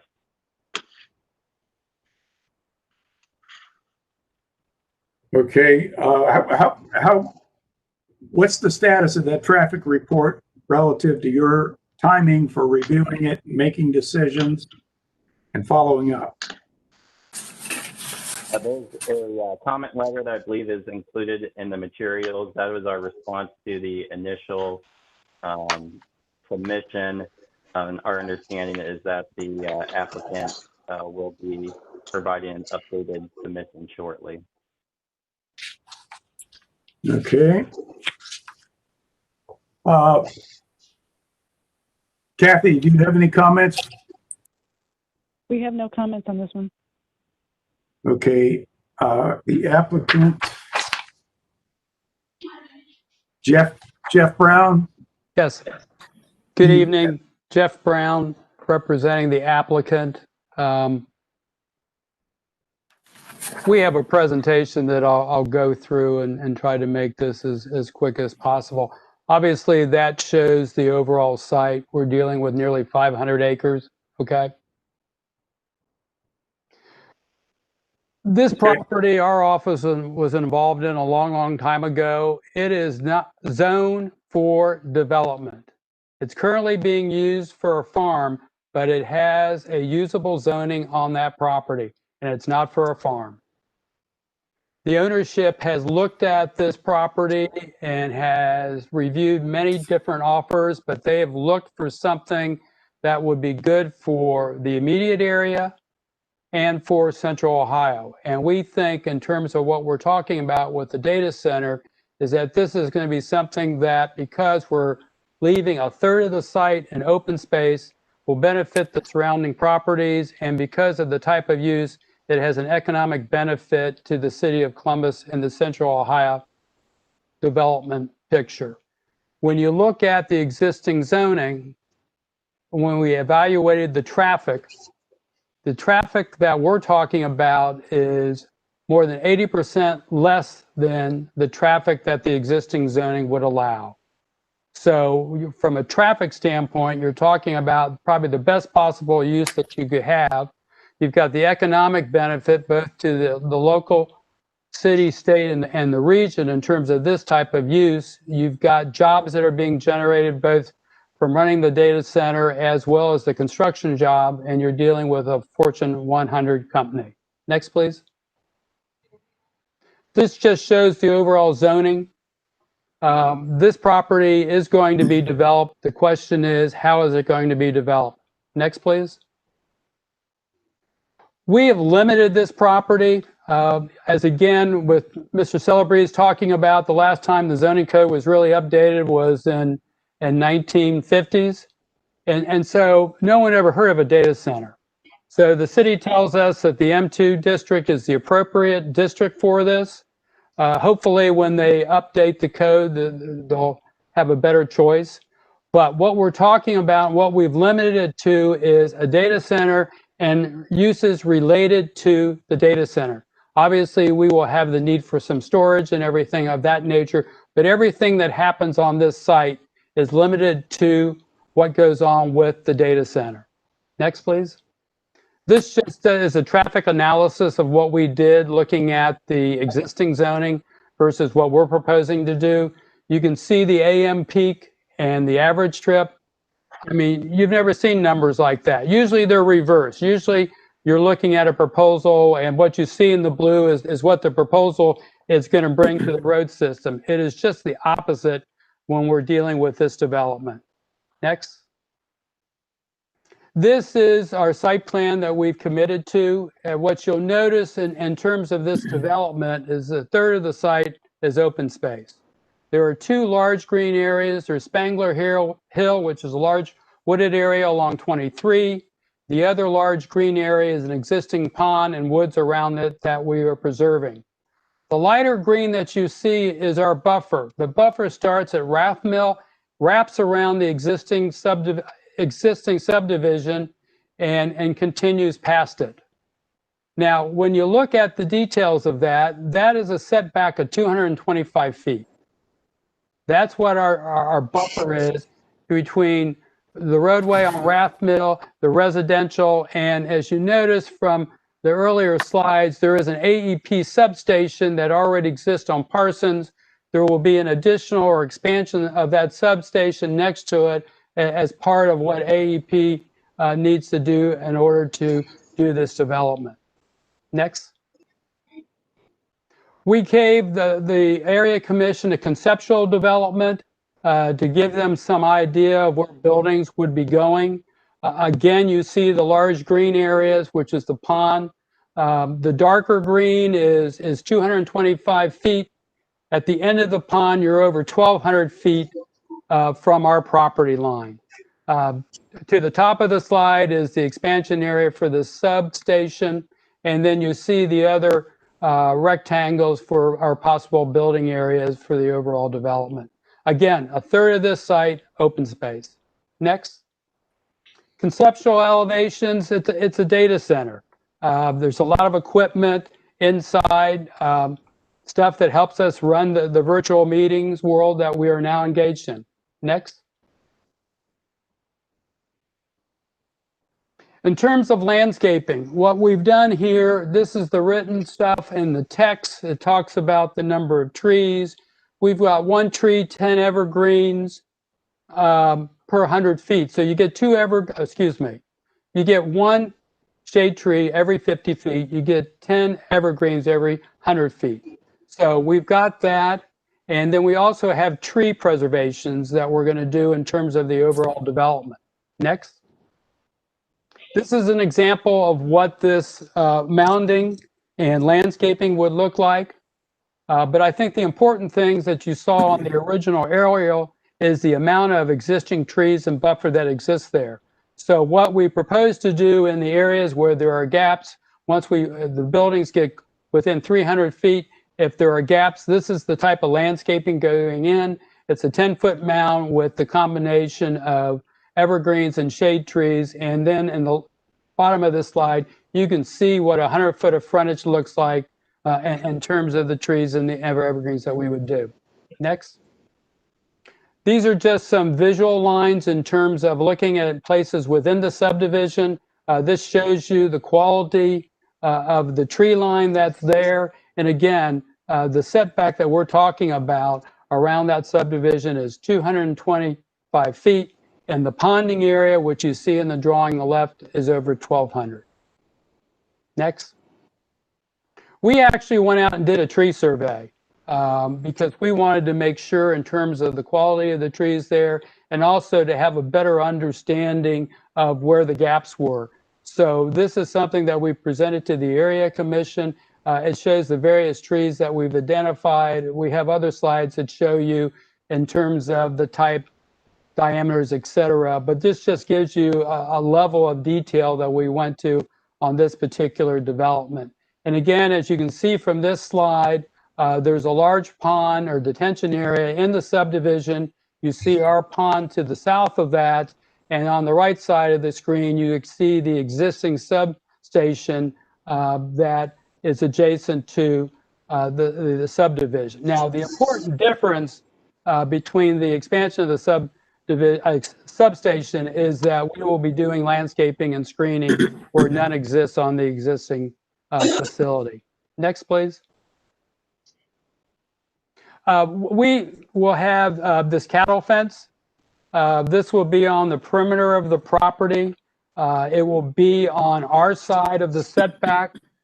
So again, that would just define where lines are and everything. Obviously, this will be a highly secured facility because of the nature of what's going on in there. So there will be additional fencing and security, but this is how we would just kind of define where the property lines are. But again, in terms of our setback and everything, we will put that fence at the end of the 225-foot setback.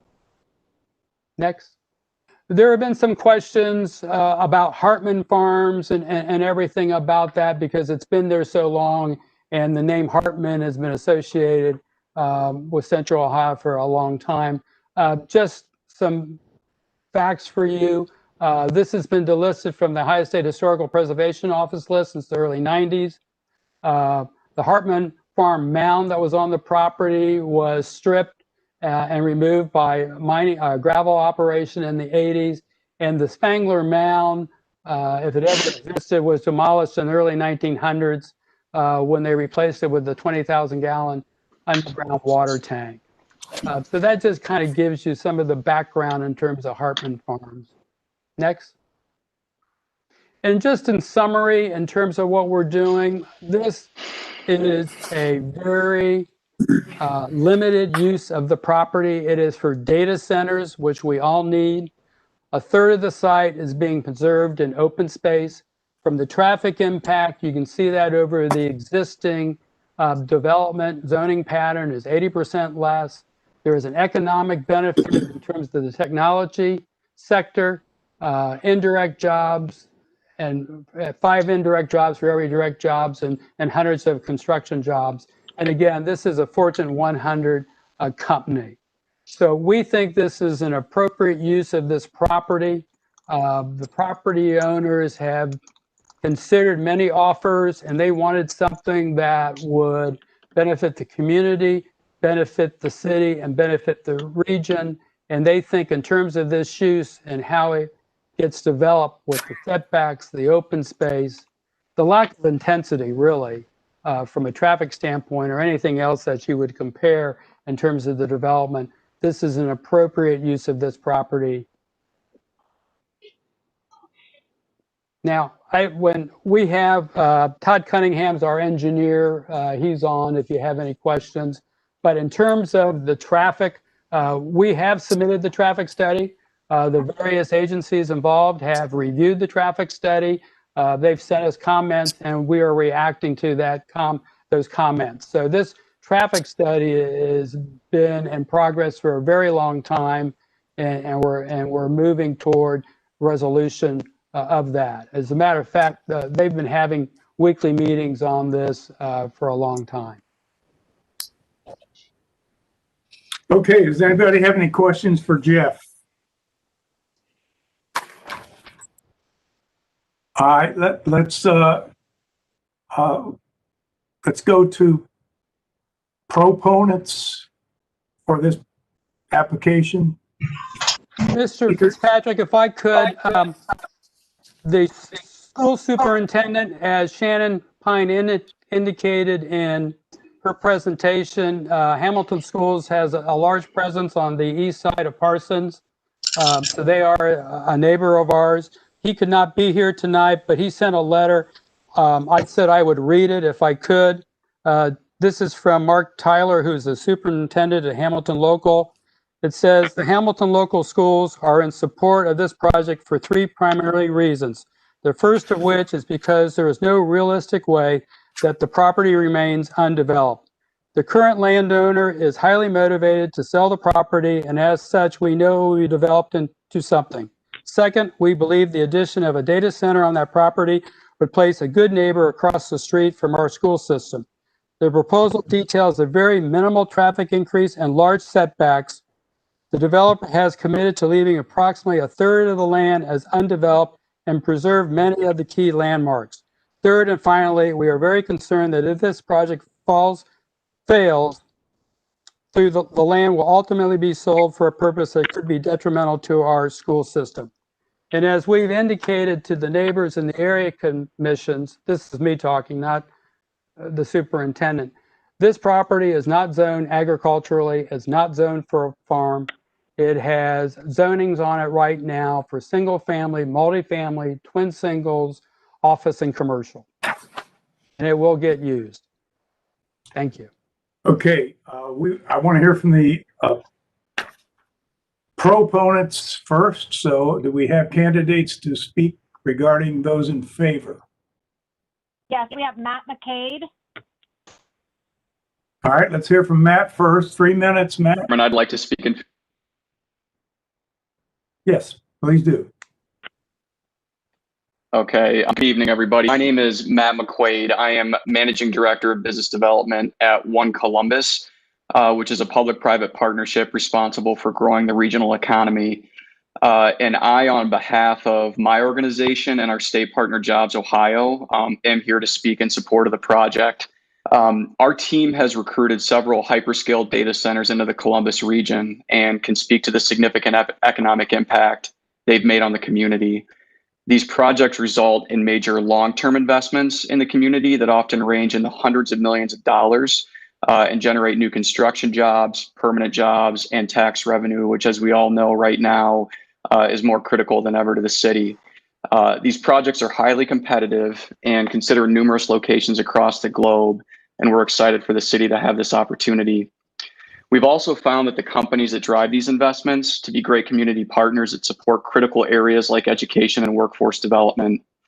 Even though the area commission did not vote in favor of the plan, the company listened to their concerns, the concerns of the Hartman Pond neighborhood, and modified their plan accordingly, as Mr. Brown detailed, with significant buffering, screening, and open space. I personally believe that this particular investment is the best use of this property. The property owner has held onto the site for a while, waiting for an opportunity like this. While the rezoning will result in the development of the site, as has been mentioned several times, the fact that the site will be developed at some point is a foregone conclusion. And compared to the current zoning, this proposal will minimize traffic and maximize economic impact, resulting in long-term jobs and investment in the south side of Columbus. So I appreciate the time and consideration and the opportunity to voice my support. Okay, thanks, Matt. Okay, one more speaker from the in favor side, please. I don't think we have any more proponent speakers, but we do have Michael Walker from the Far South Columbus Area Commission. Okay. Michael? Mr. Chair, Commissioners, this is Mike Walker. I'm the chair of the zoning committee for the Far South Area Commission. We discussed this with Mr. Brown for several months before we came to a final vote. One of the big problems we have is that this is not a done deal. This is still up in the air. Our concern is what happens if this deal falls through and there's 500 acres left with 500 acres left with an LM2 zoning. What is going to happen then? The other one is the effect on property values. These are $250,000 homes down around Hartman Palm and Sweetwater developments. With a commercial industrial type facility surrounding their property, the residents are kind of concerned what's going to happen to their property values there. And the last one is we don't have a site plan. We have a possible building sites that Mr. Brown showed us, but there is actually nothing showing where buildings or what size the buildings are and where they're going and how close they're going to be in proximity to the housing. That was the one of the biggest contention points right there. And the residents and the commission seem to think that that we still need the affordable housing, which is what this area is zoned as right now, considering the apartments and single-family homes that Columbus needs. I thank you, Mr. Chair, and I thank the commission. Okay, very good. Shannon, who's next? I actually did not receive any requests for speakers in opposition. I received a lot of letters, but nobody requested to speak. Okay. All right, let's move forward with our business here. Does anyone have any questions or comments based on what you've heard so far on the commission? Mr. Chair, I have a question for either Jeff Brown or for the area commissioner. I'm reading the December 3rd, 2020 letter from the Far South Area Commissioners to City Council, and it indicates that while many construction jobs obviously would be created temporarily, that only 20 full-time positions are anticipated once the project is completed. Is that accurate, Jeff? Ms. Anderson, that would be in the first phase. It would be 20 full-time, we estimate, for the first building, and obviously hundreds of construction jobs, and the employment would go up as we build additional buildings. Now, what we tried to do and tried to explain to the area commission is that the commitments that we've made stay with the piece of property. So this idea that what happens if we disappear or something, the zoning stays with the ground. So the setbacks that we've talked about, the 225 feet, preserving the pond, preserving Spangler Hill, actually keeping a third of the site open, that stays with the property. And if somebody wants to change it in the future, they have to go back through the whole process. That's the important thing in terms of making these commitments through these limitation texts and drawings. Now, the site plan we can't provide at this point. That is still in flux. But what we tried to do, and you've seen this with other developments, is to find the buffers. And I think when you go look at the setback, the maintaining of the existing trees, putting in the additional mounding and landscaping and the gaps and everything, we've treated our neighbors very, very well. And I think when you look at the overall development in terms of the use that we're talking about being data centers, low traffic generation, the buffering, and keeping a third of the site open, it's an appropriate use of the property. And I think what the gentleman from Matt was talking about from One Columbus is the important thing is the spin-off generation that occurs by having this type of use in your community. So you have to look beyond the mere jobs that are related to this site and look at what the overall economic benefits are to the central Ohio community. And if you want to talk about housing values, Amazon's got their development in Hilliard right across from two subdivisions that are over there. So I don't believe anything in terms of that. Now, if this was warehouse distribution and big trucks, I could understand some concerns, but that's not what we're talking about on this property. And the text is very specific and very limited on how the property can be used. But Jeff, you would agree that for now anyway, the zoning is going to stay with the property. The LM2 is, you know, it may not be a perfect zoning for what you're proposing, but it's going to stay with the property. If City Council would approve this, then the property would be rezoned to LM2. What I was trying to say, Ms. Anderson, is the commission expressed some concern that what if our user disappeared? Well, the zoning, in terms of all the restrictions, stays with the property unless someone comes back through it. So if you could find another data center, you're good. But everybody has to live with those setbacks. And if you want to change something, then you have to go through the whole process, starting with the area commission. So what I was trying to explain is that it's a known as opposed to an unknown. All right, we have room for one more opponent, if there is one. Amanda Hansel, who has been very active on our chat this evening, would like to speak. Good evening, guys. I know it's late and I appreciate all your time. I wasn't going to speak. I've already submitted my letter and of course have been in the chat if you read all of that. I just want to say that many of us down here are very opposed to this. As you've seen, many of us were active in the Far South Area Commission meetings.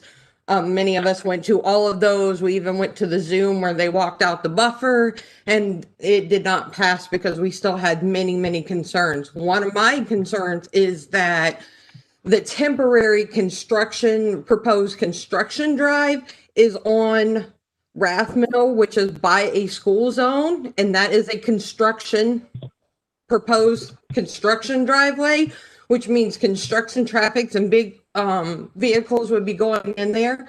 And that makes me worried because we don't know how long the temporary construction drive will be, because Mr. Brown puts it that there will be multiple buildings and this will take many years.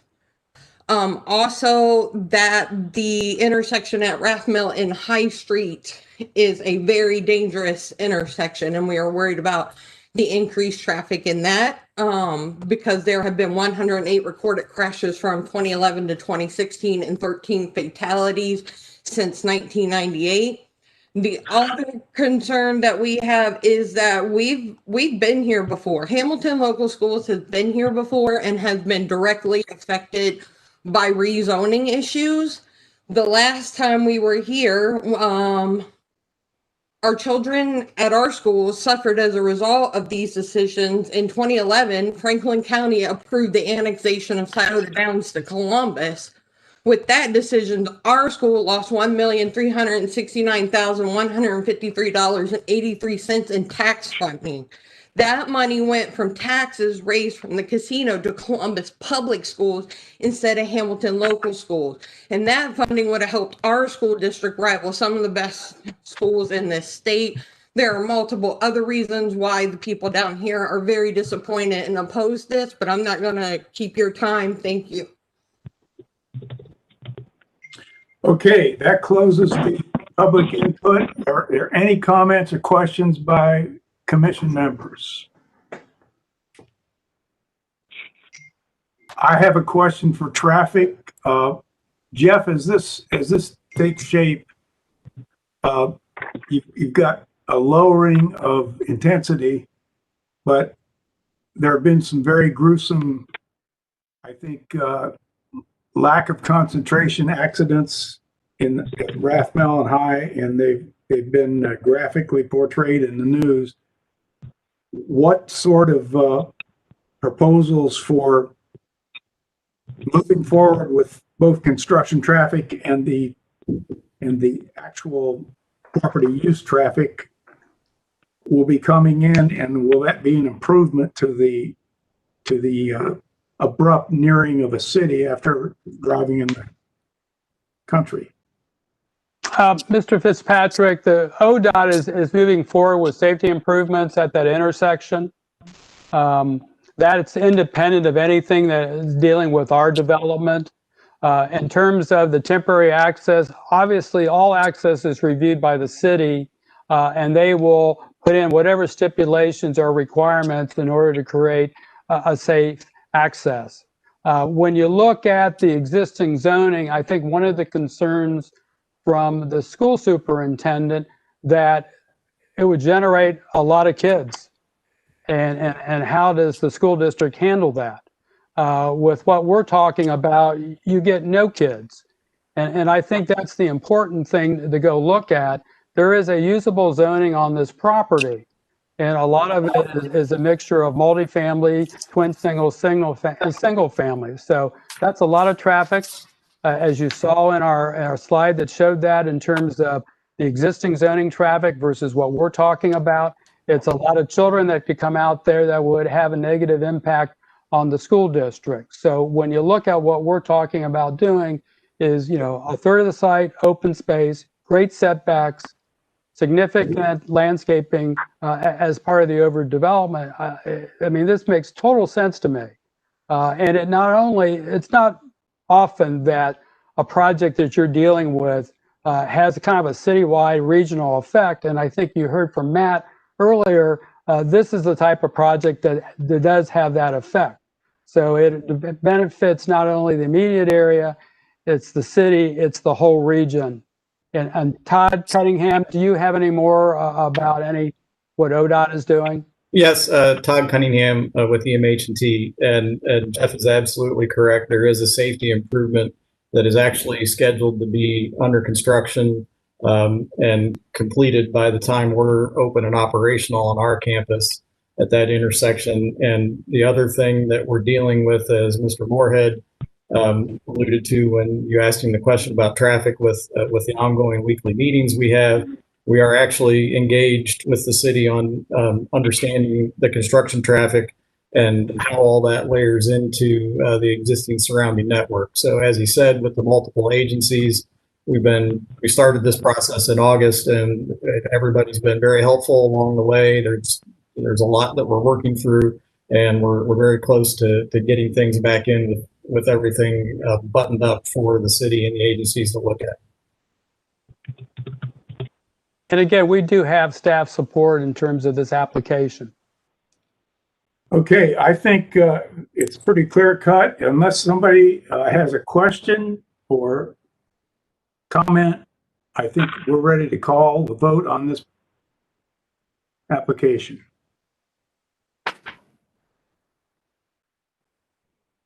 Ken Mukwe? Just hold on, Tim. I think we need a condition traffic.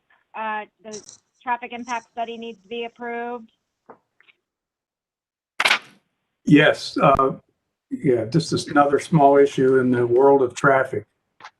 I think this is a no-brainer, though. I think, Jeff, your client will be obligated to carry out whatever traffic improvements are negotiated between the applicant and the city, or whatever jurisdiction you're talking about for access to this site, both in the present term and then down the road as this project develops. I mean, Mr. Fitzpatrick, you know that if we can't work out the traffic solution, somehow the ordinance doesn't get done, and I don't get to city council. So we will resolve the traffic issues so that the traffic people can say that they are in support of the application when it goes across the street. Well, and if this truly is an 80% reduction in traffic intensity, that should be easier rather than more difficult. Yes, sir. Okay, let's call that roll. Ken Mukwe? Yes.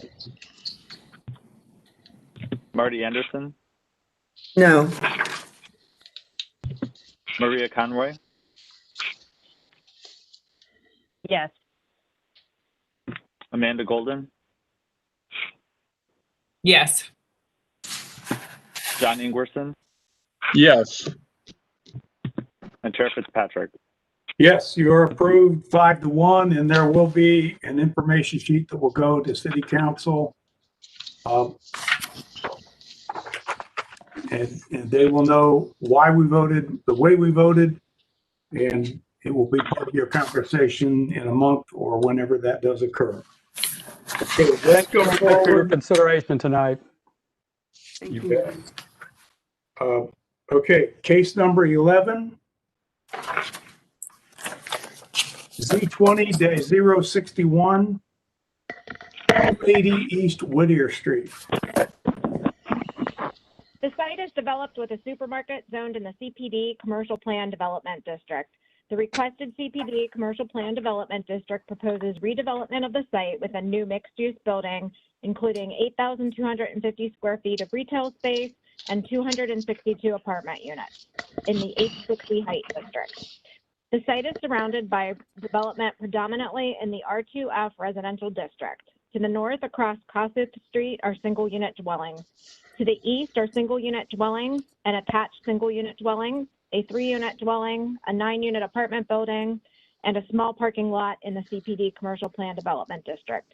To the south across East Whittier Street are an eating and drinking establishment and mixed residential development and a commercial building in the R4 residential district. To the west across Yager Street is a mixed-use building, single-unit dwelling, and a condominium complex. The site is within the planning area of the South Side Plan, which recommends community commercial uses at this location, a classification that supports retail, office, hotel, or institutional uses that serve multiple neighborhoods. The site is also subject to Columbus citywide planning policies design guidelines. Planning Division staff views the proposed mix of uses as being appropriate considering the existing commercial and nearby residential uses, as well as the site's location on a transit supportive corridor. C2P2 provides guidelines for an evaluation of mixed-use developments and parking reductions contingent on building design and context. Staff has reviewed the proposed building elevations and is in support, noting that the applicant is committing to these in the CPD district. The CPD text proposes C4 commercial district uses with limitations and development standards addressing setbacks and site plan and building elevation commitments. Variances to reduce the minimum number of required parking spaces from 426 to 262 spaces and to reduce the building line from 25 feet to 0 feet are included in this request. A parking study was required and has been approved by the Division of Parking Services. A traffic impact study has also been approved for the proposed development by the Division of Traffic Management. Concurrent CV 20-066 has been filed to permit ground floor residential units as part of the proposed mixed-use development. That request will be heard by City Council and will not be considered at this Development Commission meeting. The site is located within the boundaries of the Columbus Southside Area Commission, whose recommendation is for approval of the requested CPD district. The request was recommended for disapproval by the Schumacher Place Civic Association prior to the Area Commission meeting. Multiple letters of opposition and several letters of support have been received by neighborhood residents and civic groups within this area. That correspondence has been assembled into a packet that was distributed to the Development Commission members at the time the staff report was finalized. And in your supplemental packet, there are other letters that were received today that were forwarded to you. The requested CPD Commercial Plan Development District will allow a mixed-use development, including 8,250 square feet of retail space and 262 apartment units with height limitations and building design in consideration of surrounding uses. While residential use is a departure from the Southside Plan's land use recommendation for community commercial use, staff views the request as appropriate given the location on a commercial site located in a walkable transit-served corridor. The applicant has also committed to building elevations that reflect recommendations from C2P2 design guidelines. Therefore, the staff recommendation is for approval, and I would be happy to answer any questions. Thank you. Any questions? Okay, Dan, traffic issues? All traffic issues have been addressed. And everything's good with you, okay? Kathy? Recreation Parks has no concerns. Okay. Is the applicant or the spokesman for the applicant on hand? Mr. Chairman, it's Mike Shannon. Can you hear me? I can, Michael. Thank you for your time, Mr. Chair. I'm going to be very brief in the interest of time and turn the majority of the presentation over to John Rewald with the Pizzuti Company. I just want to make a very brief opening statement and indicate to you that we've been working on this project for about a year. In the infantile stages and the early stages, we worked first with the Schumacher Civic Association, and the vote that they took was on our initial iteration, the initial plan, and it was an overwhelming vote of no. Subsequent to that, we had 4, if not 5, separate meetings with the area commission and made a number of very significant changes. As a result of those changes, we received approval not only of the area commission, but the traffic impact study was approved by traffic. The parking variance was approved by the Division of Parking with the new criteria they have for third-party submission of the on-street parking availability. The utilities indicated the infrastructure was appropriate, and planning at the end of the day did make a determination that we were in compliance with the C2P2 principles. And with that, I'd like to turn it over to John, who can give a more detailed presentation. Thank you, Mr. Chairman. Thanks, Mike. To Mike's point, I want to provide just a little more context, background on the project. After I walk through a few things that have changed since that vote that Mike referenced, I'm going to turn it over to Dan Ayers, design principal at MPJ, to get into a little more comprehensive in a presentation. Only so much can be gleaned from a site plan and 2D black and white elevations. So, as Mike mentioned, we introduced this back in March of last year. What's in front of you today is the result of 7 meetings between us, the Civic, and the Area Commission. The project has changed significantly since it was introduced. And what you are looking at today and voting on is truly the result of a collaborative effort with the Area Commission, the various city departments, feedback from our neighbors, and it truly has made this a better project.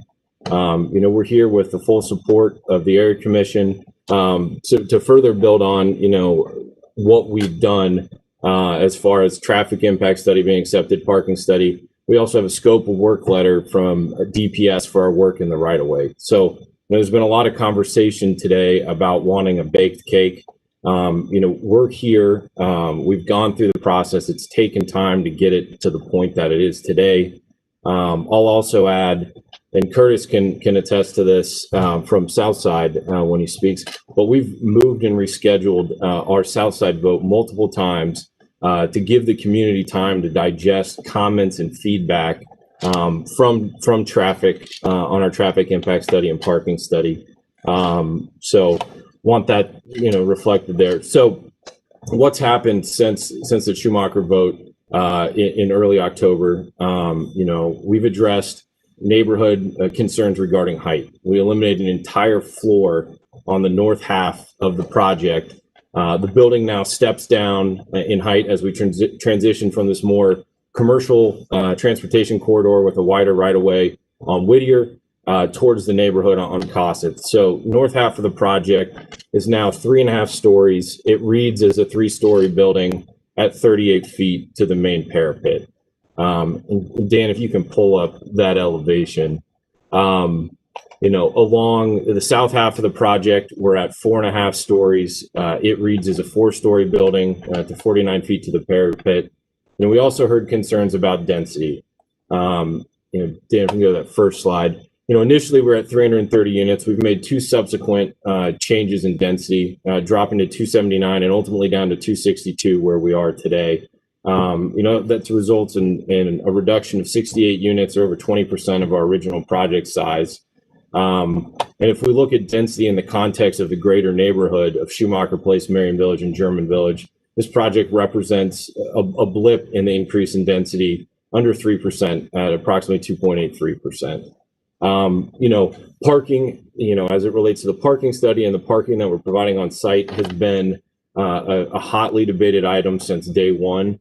We've increased our on-site structured parking 34 parking spaces to bring us to a true 1-to-1 ratio. And this is a metric that the neighborhood from day one has asked us to strive to achieve. Well, we've done that now. We're also intending to introduce 17 new on-street parking spaces along Yeager, eliminating the curb cuts that currently exist there. I think it's important as we're talking parking, to also note that we've oriented our garage in such a way that access is off of South Grant. We're keeping our main three facades as pedestrian experiences, no curb cut, no traffic interference. To do this, we're dedicating 10 feet of our property to the right-of-way along Grant there. And I think it's also important to note that the majority of our parking is subsurface, and that was intentional. And that was so that on these other elevations, you didn't have a parking garage. We've got walk-up units, retail, and really striving to create an engaging pedestrian experience. Dan will hit on this more, but it's what's the charm of the neighborhood and how do we pull that into our project? Further, right now we're at 60 on-site bicycle parking spaces. We have plans to increase that. That's 45 above what code requires. We've also made a lot of commitments to alternative transportation. We've been working with Kogo. We'll be temporarily relocating their bike storage or their bike facility during construction and then moving it back afterwards. We've also committed in writing to them to buying an annual Kogo pass to any resident that doesn't have a personal vehicle. We're also creating an electric scooter corral along Whittier, promoting that form of transportation. And I do think it's worth noting, this transportation corridor and the fact that there are 27 COTA bus stops within half a mile of our site. As it relates to traffic, traffic has found that the existing, infrastructure in place is sufficient to accommodate our project. And then I'd also like to add that, this project will help support the existing businesses in our neighborhood. It'll foster new ones. It will spur further investment to the greater neighborhood along Whittier. This will spill over to Parsons Avenue. The project included in the package that Shannon sent out has a letter from Parsons Avenue Merchants Association, which supports the project. These are what make the neighborhood so special. So supporting them and bringing that density is such a key thing. So again, to recap here, we've got the full support. We've gone through the steps. We've given the community time to react. We've addressed height concerns, density concerns, parking concerns, traffic concerns, infrastructure concerns, and are here today requesting your approval. So with that, I'll turn it over to you, Dan, to kind of give everyone a refresher. All right, thanks, John. Appreciate the time tonight to talk through this. Been a long night, I know, for everybody as we've gone through a lot of these, but really look forward to the opportunity to walk through a little bit of our approach and a bit more about how this project fits into the context and fits into the overall location here as it sits into the neighborhood. When we start these projects, we really look at the context. We look at the place that we're going to be designing in. We take inspiration from a lot of different aspects of the area. In this case, we started with kind of three areas that we focused on. One of them is this idea of transitional spaces that starts at the street edge and works its way back off the street towards a green buffer, sidewalks, front porches, your front door. That type of detail and transitional spaces we developed into the project as a key element that started to influence how we looked at designing the overall project. We also looked at offset and relief. What are things that really create the character in these neighborhoods? What are the things that people are looking for? There's depth, there's scale, there's different heights, different textures, different materials that are used. That has a real impact on the way that we can fit within this, the context of the neighborhood, and really draw from that as an inspiration.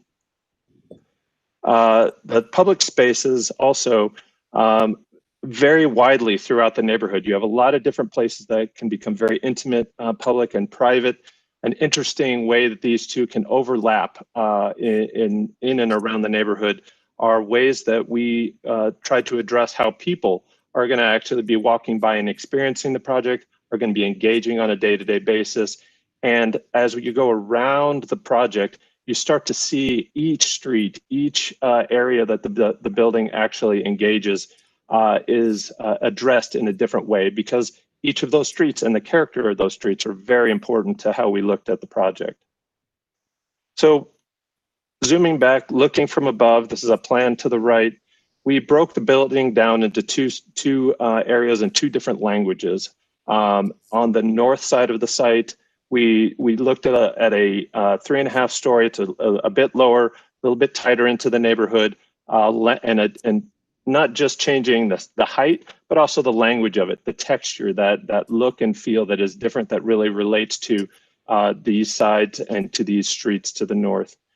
And to the south side, we looked at a little bit taller. It has a little bit more of a different feel to the south to Whittier. The language changes a bit. We bring in different intimate opportunities with nature up into the building, stepping greenery up into the project, which from a livable place, bringing that nature up into the project will be very important. And also creating these transitional moments, stepping the building back off of Jaeger, giving some space back for people to engage as they walk along the street was very important to the overall design. To that point, there's also two different ways that we look to it. So we have two languages, we have two different scales, different ways that we looked at this. The material palettes and the texture and feel of each of those is going to be very, very different. For palette A, we're looking at a little bit warmer, a little bit more opportunities to bring in some darker colorations within the mullions and some of the accents within the project, which I think will give it a deep and rich texture that will fit into the overall context that we're already working within. The second, palette B, is a little bit more subtle, a little bit cooler, and an opportunity to take advantage of different materials in here. And you'll see in here, we're also integrating some of these natural colors, natural things on roof terraces, on window boxes, other things that gives us the opportunity to bring nature into the project. And as we looked at this, we have an overall design for the project from an architecture standpoint, we're starting to bring in different aspects of the landscape and nature into the design. We look at each of the individual streets and how pedestrians are going to engage it. What are you going to be walking along when you take your dog out each morning, or when you're walking down at night? How does this street feel? Each one being a very different context that's there today. So on Whittier, it's a little bit different traffic along Whittier. It's going to have a different feel. It's a little bit more commercial, so there's an opportunity there for that to have an opportunity to engage the corner, some seating on that corner, a little bit more active.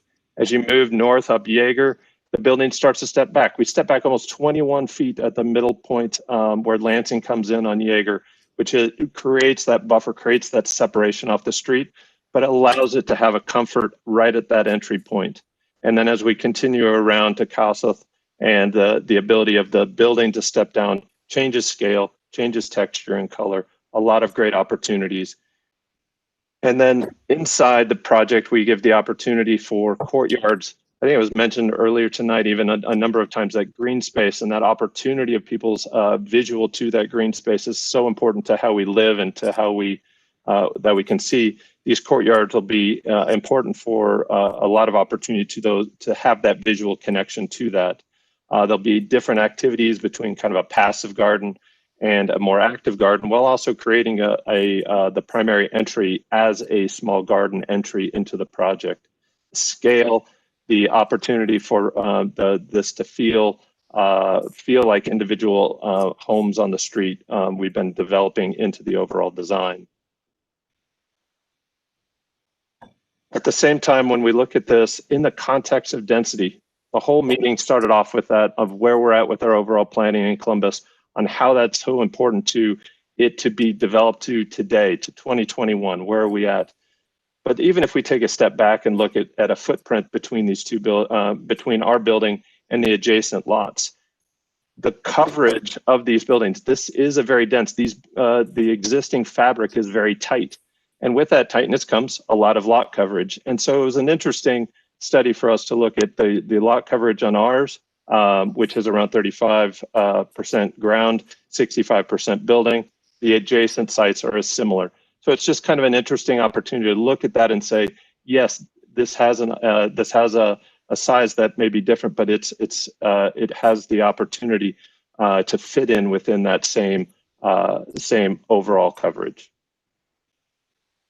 And we wanted to bring a little bit of the interior side to this because I think it's important for us to also think of when we think through these projects, it's not just the architecture, it's also getting into the detail and the look and feel of how the inside is going to continue to develop. And the concepts we're working with from the inside is also carrying through the experiences from the outside texture and in those neighborhoods and how the color and garden of opportunities that we can bring in. And so that's going to continue to step up through the project.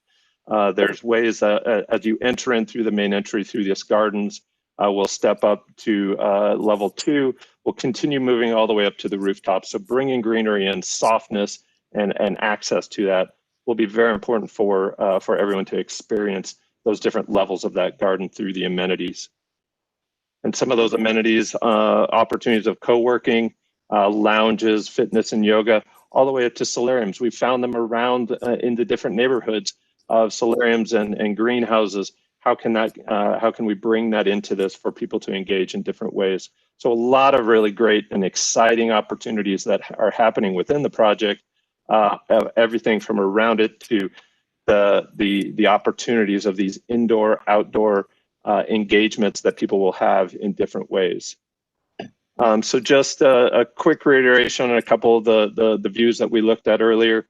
On Whittier here, we have the opportunity with the retail, a little bit more activity, as I mentioned earlier, some areas that we can engage, people can engage the retail and really participate with that. And then as you can see, moving down the street, as it steps back, it creates that openness and breaks down nicely to the overall scale. At the main entry, again, you can start to see some of those gardens. You can see those level 2 smaller gardens that are going up and the overall scale of the project. And one last point, that when we do look at height and density, that parapet height is shown at 38 feet. The actual roof, which is where code goes to, is at around 35 feet. So we're within and creating close to that original height of what was zoned here. So we've taken a lot of time, taken a lot of opportunities to get into the detail, making sure that it's a high quality product, high quality for the area, and is something that in the years to come will become a great destination within the neighborhood. So for now, John, I think that's where we're at with that. I'll turn it back. We're available to answer any questions that the commission may have, or I don't know if this goes to speakers at this point. I think we need to get the speakers and move on. We'll have all our questions after that. Are there proponents besides the presentation we just saw? Yes, Chair. Did you want to hear from the Southside Area Commission? Yes, absolutely. Yeah, there's a real reason to hear from them. Okay, I don't know if it's going to be both Curtis and Jim, or one of you. If you want to go ahead. I can actually speak, Chair Fitzpatrick and commissioners. This was an interesting proposal, or an interesting zoning. Probably the first time that I've been accosted and folks yelling at me, screaming at me, but you guys deal with this each and every day when stuff comes before you. I think one of the things that we're seeing in the city is that we need to do a better education of folks on what zoning is and what you can and you can't do, and what you folks consider and what we consider. And when we looked at it as a commission, we looked at what staff had to say. Shannon and Tim and the team down at the city, along with Celebrezzi, they're trained professionals. So they do traffic studies, just like what you guys look at, and asking the questions of, what we're looking at in the way of design, and well, not necessarily design, but the way the zoning is being submitted and everything. We had commissioners that were threatened. Some of our commissioners didn't come on and do a vote. That was some of the issues. You folks all probably saw the white signs that were posted that didn't represent what you're seeing today. So we've had a lot of miscommunication, a lot of misinformation. And obviously, if you look at the chat, we're seeing that also. But the folks from Pizzuti and their council came back to the commission. They reduced the stuff down. And I believe that most of the commissioners was satisfied that they made a great effort to, make this a great project on an empty lot that would have just been a commercial lot if nothing had been done. So other than that, I would encourage you as commissioners to poke Tony, Celebrezzi, and these guys to start to do a better job of educating the community, educating these commission or the civics and the commissions on what you and us can approve, or what we look at, because I think that's where sometimes the disconnect happens, and I think you guys see it each and every time you guys meet, just like we meet. So yep, it's lonely business. Okay, Shannon, do we have any other proponents? Jim Griffin, did you want to speak real quick? Yes, I'd like to make a few quick comments. Development Commission, again, this is Jim Griffin. I'm the chair of the Columbus South Side Area Commission. We are one of the 21 area commissions, we're one of 3, I believe, that actually allows the neighborhoods to be part of the zoning process. And I believe that's very important, that the neighborhoods have a voice in these projects.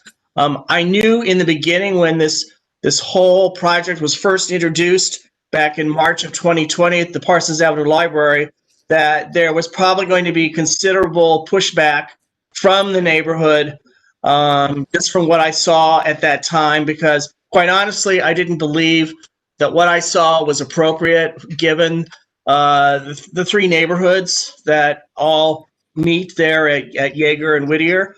I'll say that I do believe that Pizzuti did listen to the concerns. They reduced the number of units. They increased the parking, so the parking is 1 space per unit. There is going to be some retail space. I think many people would have loved to have seen Giant Eagle continue to operate a grocery store there, but they made the business decision that the store was too small, and they chose to close it, which is very unfortunate. I shopped there myself for more than 30 years.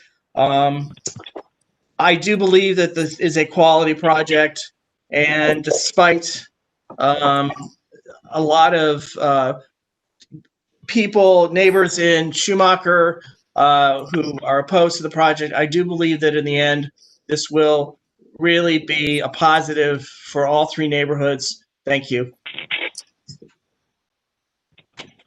Okay, one more speaker in favor. Chair, those were the area commission. We do have 3 separate proponents. Okay. Okay, so we have John Slump.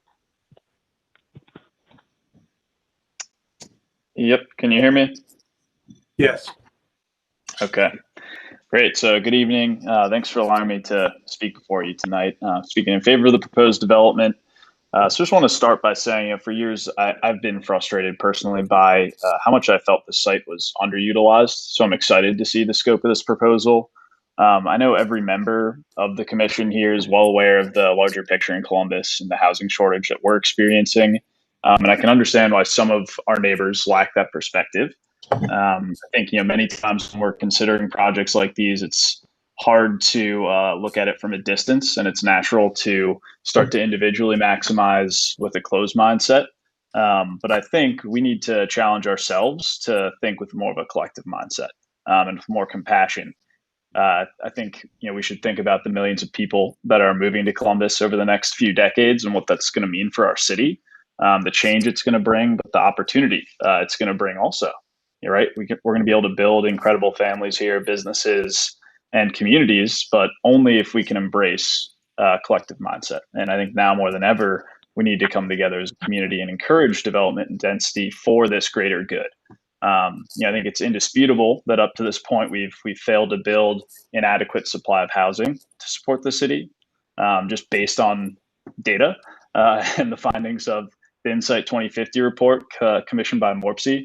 So I think if we continue to fail to answer this call and continue to be paralyzed by NIMBYism, that we're just going to end up like others before us in crisis, like San Francisco, where we've seen lack of collective thinking historically, a lack of vision, a failure of central planning from the city.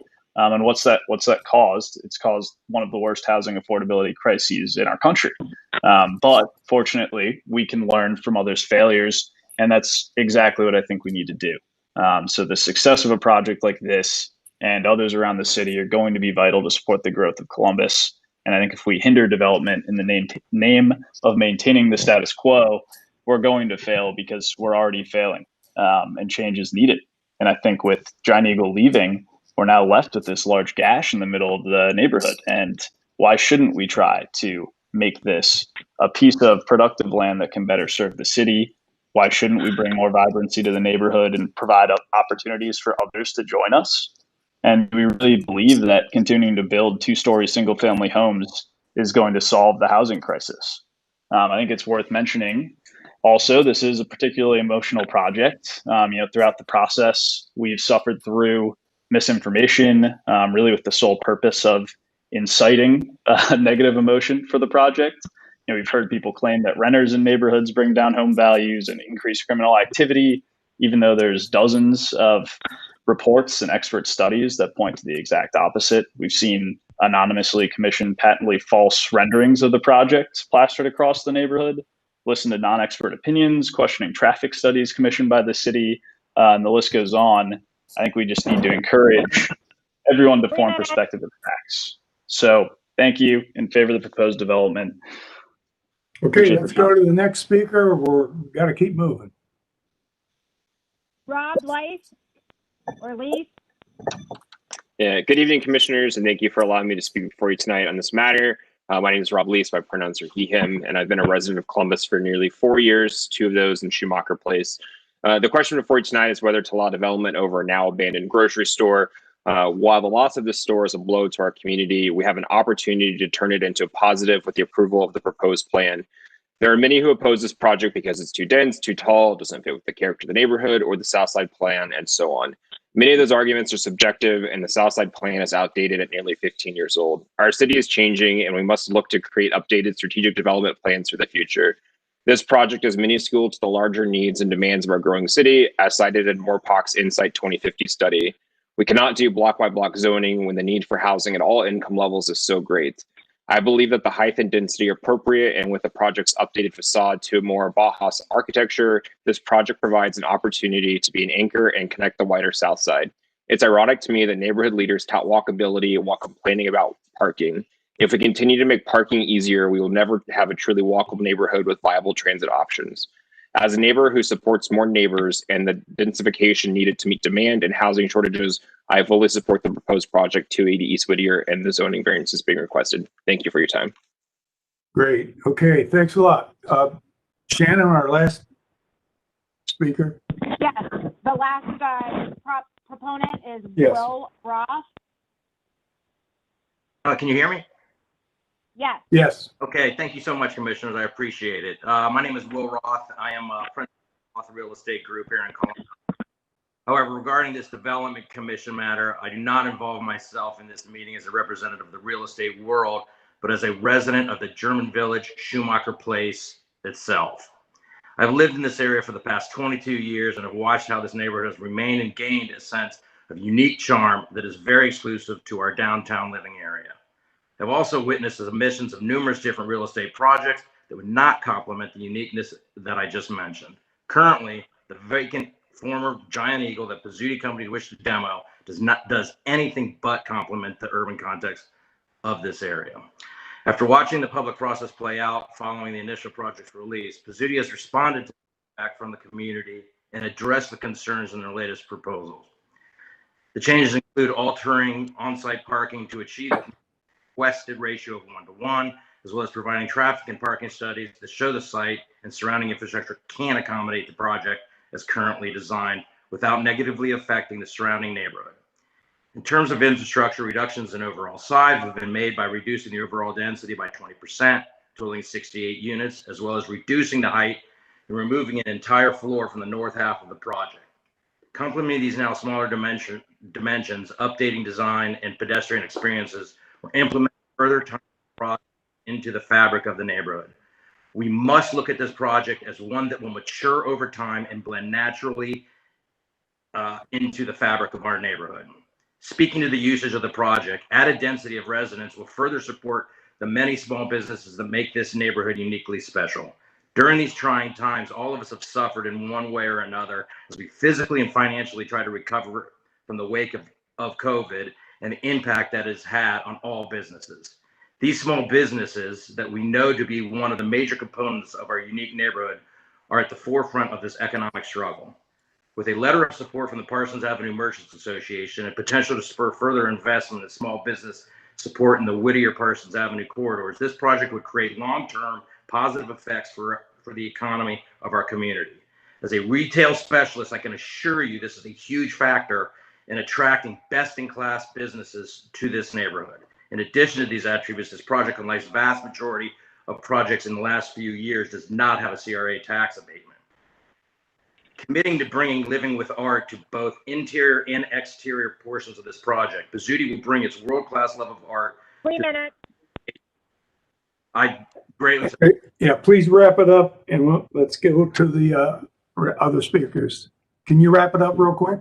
But that was all I had. I fully support, as a living resident of 22 years, I absolutely support this project. All right. Well, thank you for your viewpoint and appreciate your time and effort. Thank you. All right, let's, Shannon, let's go with the 3 opposition speakers. Okay, there's actually a 4th with the Schumacher Place Civic Association. Would you like them to go first? Yes. Okay.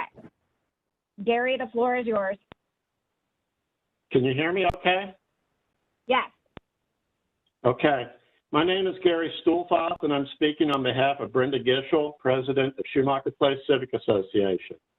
We respectfully request a continuance of this project until we have been given all information to discern the ramifications of this development on our 3 neighborhoods. Your decision on this project will set a precedent for future development, so it's important that it's right for all parties. Development in this area is guided by the South Side Plan, which states that one of its primary uses is to guide neighborhood and city review of future rezoning and variance requests. The plan states that neighborhoods should have a mix of uses, which we welcome. The plan states that future development patterns in generally single-family residential areas should have a density consistent with existing development. While there are small-scale neighborhood commercial buildings along Whittier Street, nearby streets are predominantly single and multifamily homes with a maximum height of 2.5 stories. The South Side Plan identifies high-density, mixed-use development as having up to 45 dwelling units per acre. It's notable that this is recommended specifically for the commercial area at Parsons and Livingston Avenues, not for the middle of a residential neighborhood. The proposed project has 112 units per acre, 249% of the maximum mixed-use density. The Southside Plan states that redevelopment of large sites should be compatible with the existing neighborhood fabric relative to style, scale, and density, and should provide adequate parking for current and future needs. Policy 2.1 of the plan states that new mixed-use development should be designed so they are integrated with the existing fabric and scale and retain the character of the neighborhood. Compatibility with existing character and integration into existing fabric and scale are mentioned repeatedly in the Southside Plan. The proposed project does not meet any of these important standards. It vastly exceeds the maximum 45 units per acre. Its 60-foot height nearly doubles that of adjacent buildings, and it is a massive mega block that in no way relates to the surrounding neighborhoods. It does not provide adequate on-site parking and will exacerbate already crowded on-street parking. We expect the Development Commission to respect our concerns and require the developer to submit a revised project that addresses these concerns and is consistent with standards set in the community plan. The neighborhood support a mixed-use development on this site and welcome the chance to have a constructive dialogue that results in a well-designed and successful project. And we really are concerned about an approval of the project as it stands now, setting a bad precedent that allows for ignoring of neighborhood concerns and city council approved planning documents. Thank you. All right, we appreciate your input very much. Thank you for your time and effort. Let's go to the second. Adam Cohen. Hey, good evening. Can you guys hear me okay? Yes. Yes. Okay, my name is Adam Cohen. I'm the current vice president of the Schumacher Place Civic Association, and I'm the newly elected District 1, which is Schumacher Place, Columbus Southside Area Commissioner. I want to state at the outset that the neighborhood associations involved in this review are not NIMBYs and are not opposed to mixed-use development of the subject site. At the same time, we take seriously our obligation to represent our members in evaluating important development decisions affecting the quality of life and livability of our neighborhoods. The proposed project is for a site on Whittier Street in a long-established area with strong pattern of traditional neighborhood development and land uses. Regardless of its final design, the project will have a transformative impact upon its neighbors and will set a precedent for similar future developments in the area. This in turn warrants unprecedented levels of involvement by affected neighborhoods in all phases of project planning. The Schumacher Place residents turned out to vote on this development in by far the largest numbers ever for a variance vote. 96% voted against this project. 390 people voted against Z20-061, which did not change in language. Only 15 people voted for it. Both the Marion Village Association and German Village Society have sent letters to the developer and city officials supporting Schumacher Place's concerns. Approximately 65% of the development site is surrounded by the nationally recognized historic district of German Village. The Schumacher Place Civic Association has received over 65 emails and numerous phone calls regarding this development. The overwhelming concern of the neighborhood is the massive height and the scale of the project. The current site is zoned for a maximum of 35 feet. Increasing the height to 38 feet would still fit within the fabric of the neighborhood and would be compatible with within the existing context. Addressing the height would help resolve other issues such as density, lack of parking for both the residential and commercial uses. At 263 units, the project will be 112.4 units per acre. For comparison, the South Side plan recommends 28 units per acre, and C2P2 states up to 45 units per acre might be appropriate for mixed-use development. The proposal greatly exceeds all these figures. I urge you not to approve the rezoning of this site to a height of any more than 38 feet. With over 96% of Schumacher Place residents voting against this proposed rezoning, the Columbus Southside Area Commission passed the rezoning application by only one vote. Clearly, the rezoning as proposed does not have strong community support and is completely inconsistent with the current city plan for the neighborhood. Finally, it is our right as citizens to expect that, basically, I hope that you listen to the overwhelming majority of the neighborhood of which I represent, and thank you for your time and consideration. Adam, thank you for your efforts. Okay, Shannon, our last speaker. We actually have two, I'm sorry, because one of them was with the Schumacher Place. Michael Gallagher.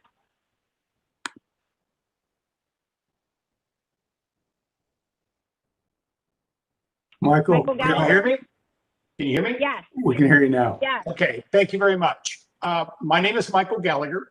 I live at 808 Yeager Street, which is exactly 1 of the proposed development between East Whittier. by the city's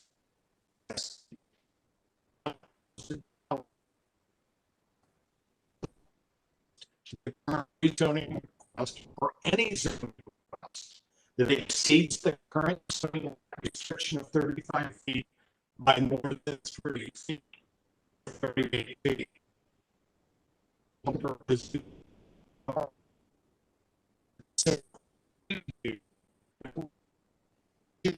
They wanted you to see. Requests by residents were made to see full 360 reviews for fairly reviews to show the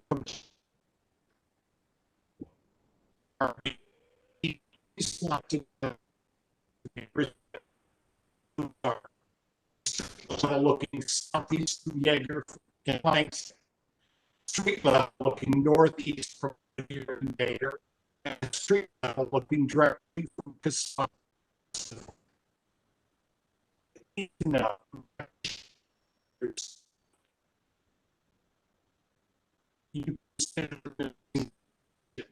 A street level looking northeast from Yeager and Lansing.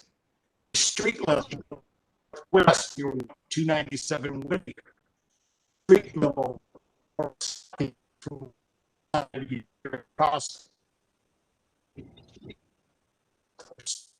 grant a view of the development in such a Google Earth. If you do, you will see how the height, given the lack of setback, how in this form will carry this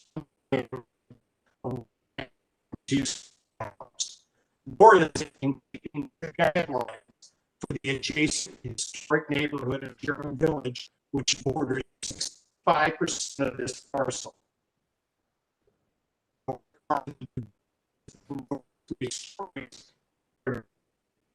There's still 29 fleet not visible from the proposed provided views. And while not pictured in the street level view shown, it will be visible from the portions of the street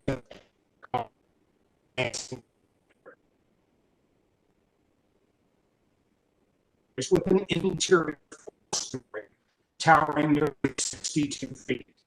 This will likewise be visible from the front porches of windows and other locations on the surroundings of 3 minutes.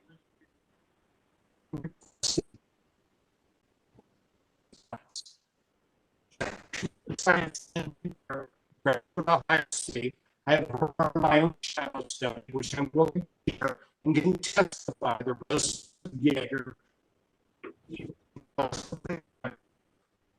We're past 3 minutes. Hey, Mike, I need you to wrap it up real quick now. Decision should be made without thorough understanding the daytime sunlight and subsequent energy use back to the property. All right, Shannon, who's our next speaker? We got to move. Michael, you're 4 minutes over. Chris Kuhn. A token allocation Who we got? to qualify for mixed Chris Kuhn. retail space Chris? required. Good evening. Approved. Good evening, Commissioners. Ignoring I'm current Chris zoning Yoon. against the will of the surrounding residents does not benefit the neighborhood homes. On the contrary, it's valuable in some places to resolve a traffic and parking burden on the adjacent surrounding neighborhoods. We ask that you deny any zone change in excess of 30 feet. Sorry, we're Thank having you. some feedback issues here. Thank you. Oh, sorry. Can you hear me now? Yes. Yeah. Okay. Hi. Good evening, Commissioners. I'm Chris Yoon, and I'm the board president of the German Village Society. And on behalf of the residents of German Village, I want to reinforce that we're not opposed to the development of the site or even the usage of this site. But what's deserving is a structure that complements the surrounding 3 neighborhoods with thoughtful design. We understand the role of the Development Commission is to address specific variance requests. And while officially not in the footprint of German Village, the distance from the 3 sites which border the site are German Village and governed by city code and the German Village guidelines, and can be measured in a matter of feet or in fact inches away. That's a fact. The German Village guidelines provide the basis on which the German Village Commission makes decisions. The opening line at the beginning of the guidelines is historic yet contemporary German Village's remarkable balance. The guidelines are not merely suggestions for commissioners and applicants, they're legislative directives. They were approved by Columbus City Council over 30 years ago and updated in 2008 with a focus on new construction, and they remain the law today. This should not be discounted in the discussions this evening. What we're looking for is balance. While German Village has a designation of one of the premier historical neighborhoods in the country and helps set the standards that other historical areas around the country have modeled, same can be said of both Schumacher Place and Marion Village, as they all came up together in this working class group of homes and businesses that's evolved over the same time period. And in fact, if you didn't know the borders, would most likely not make any distinction. We would venture to say that the appeal of this site to the developer could in part be contributed to the diligence of those who created the standards that make this a sought-after address.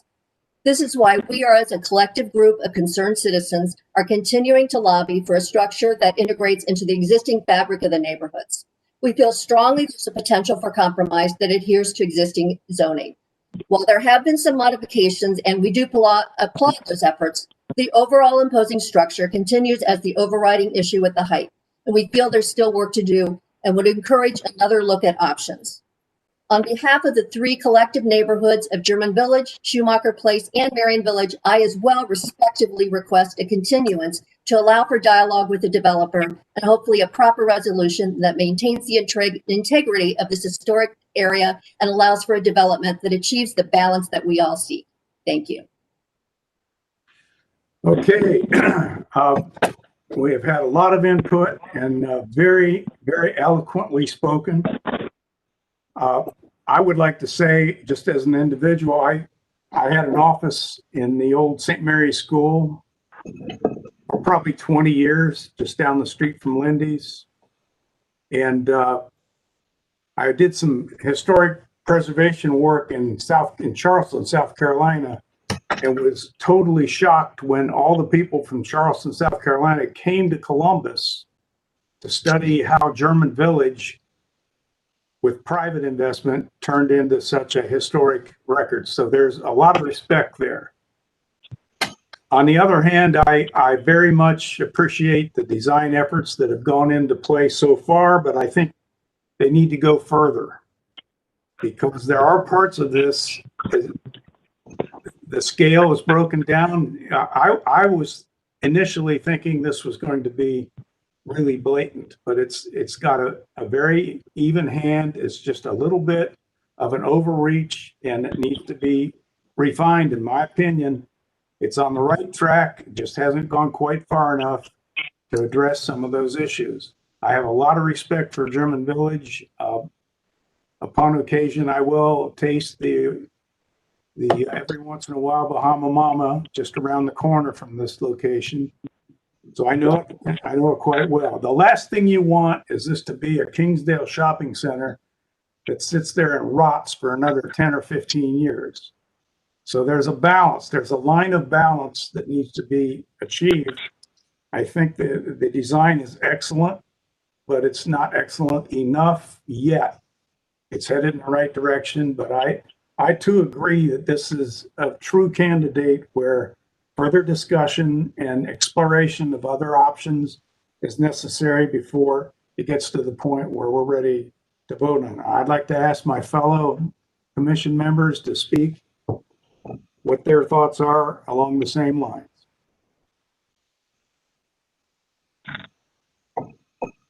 John, where are you? Mr. Chair, I concur with your sentiment there. This is a really interesting proposal as someone who's as a resident of an area that's dealing with similar proposals that actually it's not even as drastic as what's coming here with the height difference. That is it's 1.5 to 2 stories is adjacent to this, and that is they are very low buildings right next to this property. I think there's more that can be done. Well, and I very much agree with the idea of I want to see sunshade patterns through all seasons of the year that put the neighboring what does it do to the neighboring properties? There are a lot of considerations that need to be taken into play, and yes, this will be a precedent for other developments, but nothing in such a large parcel as we're looking at here. Marty, do you have any comments? Yes, Mr. Chairman, I am also impressed with the project and would hope that it would be and probably will be a real showcase at some period of time, but I can't ignore so many residents' disapproval and disappointment at not being listened to perhaps enough. It seems to me like the developer has been responsive and that there have been some modifications, and that's always appreciated. I for one, believe that plans are started out with some exaggerated height and density with the full intent of modifying those plans in an attempt to react to concerns of residents. That may not have been the case here, but I think it's so very close. And I think the proponent speakers were absolutely on the money. Something has to happen with that property. No one wants that property to sit the way it is. The wonderful small businesses in this area can use the help. I don't know what the price point for rental for the residential units is likely to be. And if that is known, it may be too soon. Mike Shannon might be able to speak to that. It may not be for public consumption at the time being, but Mr. Chair, I'd like to see the additional effort made that you were expressing, including some of the sunshade. The height is the primary thing that bothers me. I agree. Okay, Kay, do you have any comments? Yes, I think I concur with every one of your points. Personally, I think I appreciate the effort the architects have made in terms of on the floor plan by stepping the building back. I would like to see the same attention given to vertical step back to help address the height issue.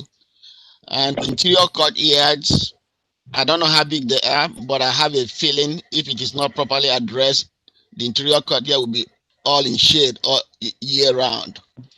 So the articulation of the building is impressive. I think there's a particular attention paid to the context around the building, but the height is an issue. Okay, Amanda, what do you have to say? As a commissioner, I think that we're tasked with evaluating the case on its merits and as passionate as they may be, we also have to think about the relevant plans, our city's future initiatives.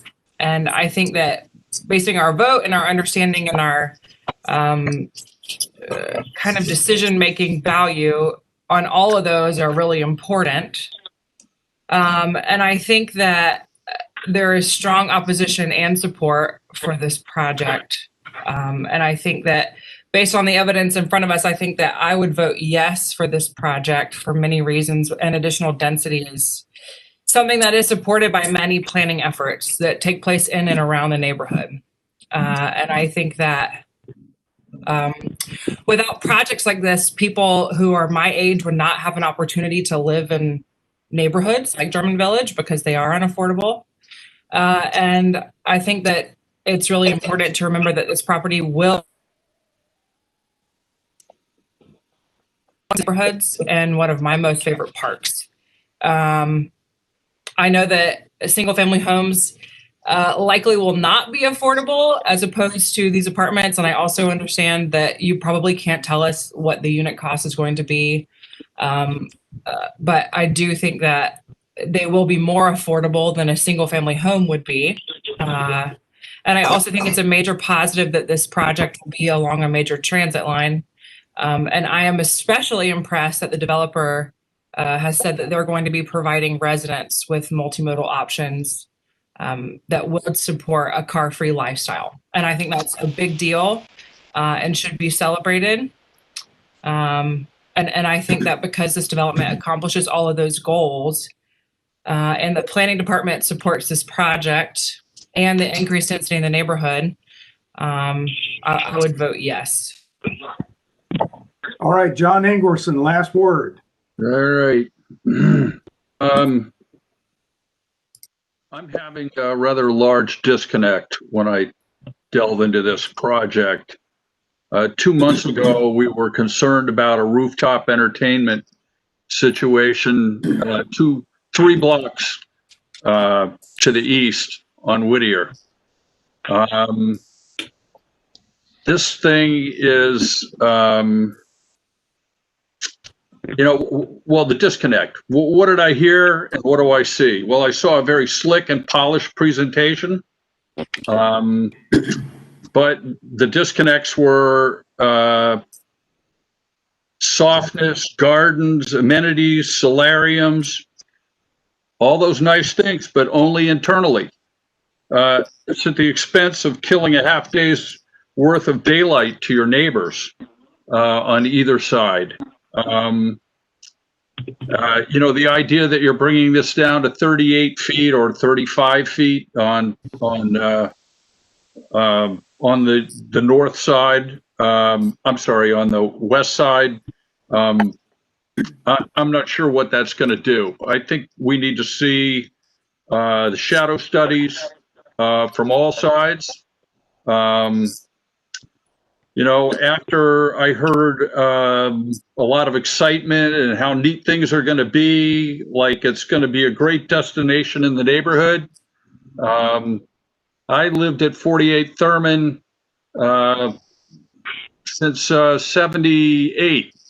And then I moved to Old Town East later, but I still have an office on Thurman. I walked to the Giant Eagle across Schiller Park diagonally.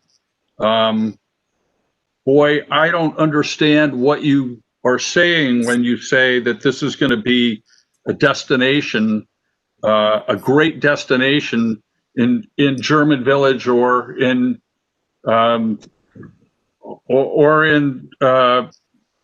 Schumacher Place. So there's my disconnect.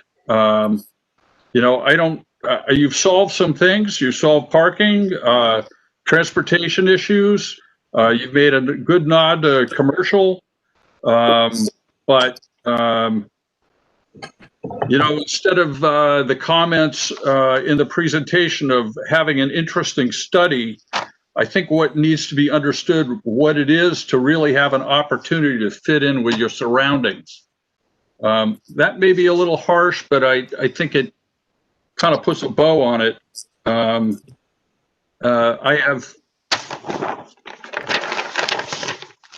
probably won't say what I was going to finish up with because it will probably. I just think you can do a better job on the thing on the outside. I mean, the idea is not to make an applique, a pastiche of what you think the character of the village is, and wrap your building in it as wrapping paper. I think you really need to understand how to bring the scale down to the street. And I think you need how to give your neighbors, both on the east and the west, some breathing room. Go camp in their backyards for a night and see what's going on. So I think you need to come back with some refinements. I really, look,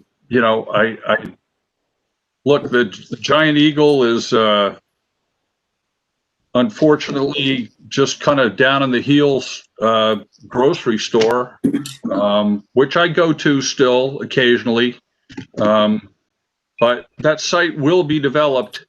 But I think you're just reaching too far with this thing, and it's coming all the way out to the edges, and it doesn't need to do that. And John, I agree with that myself. And for that reason, Mr. Shannon, I would move that we table this process until the opportunity for you to explore some other options and work with the neighbors to make the refinements that you've heard from all the members. You're on the right track, but you're not there. Mr. Chairman, members of the commission,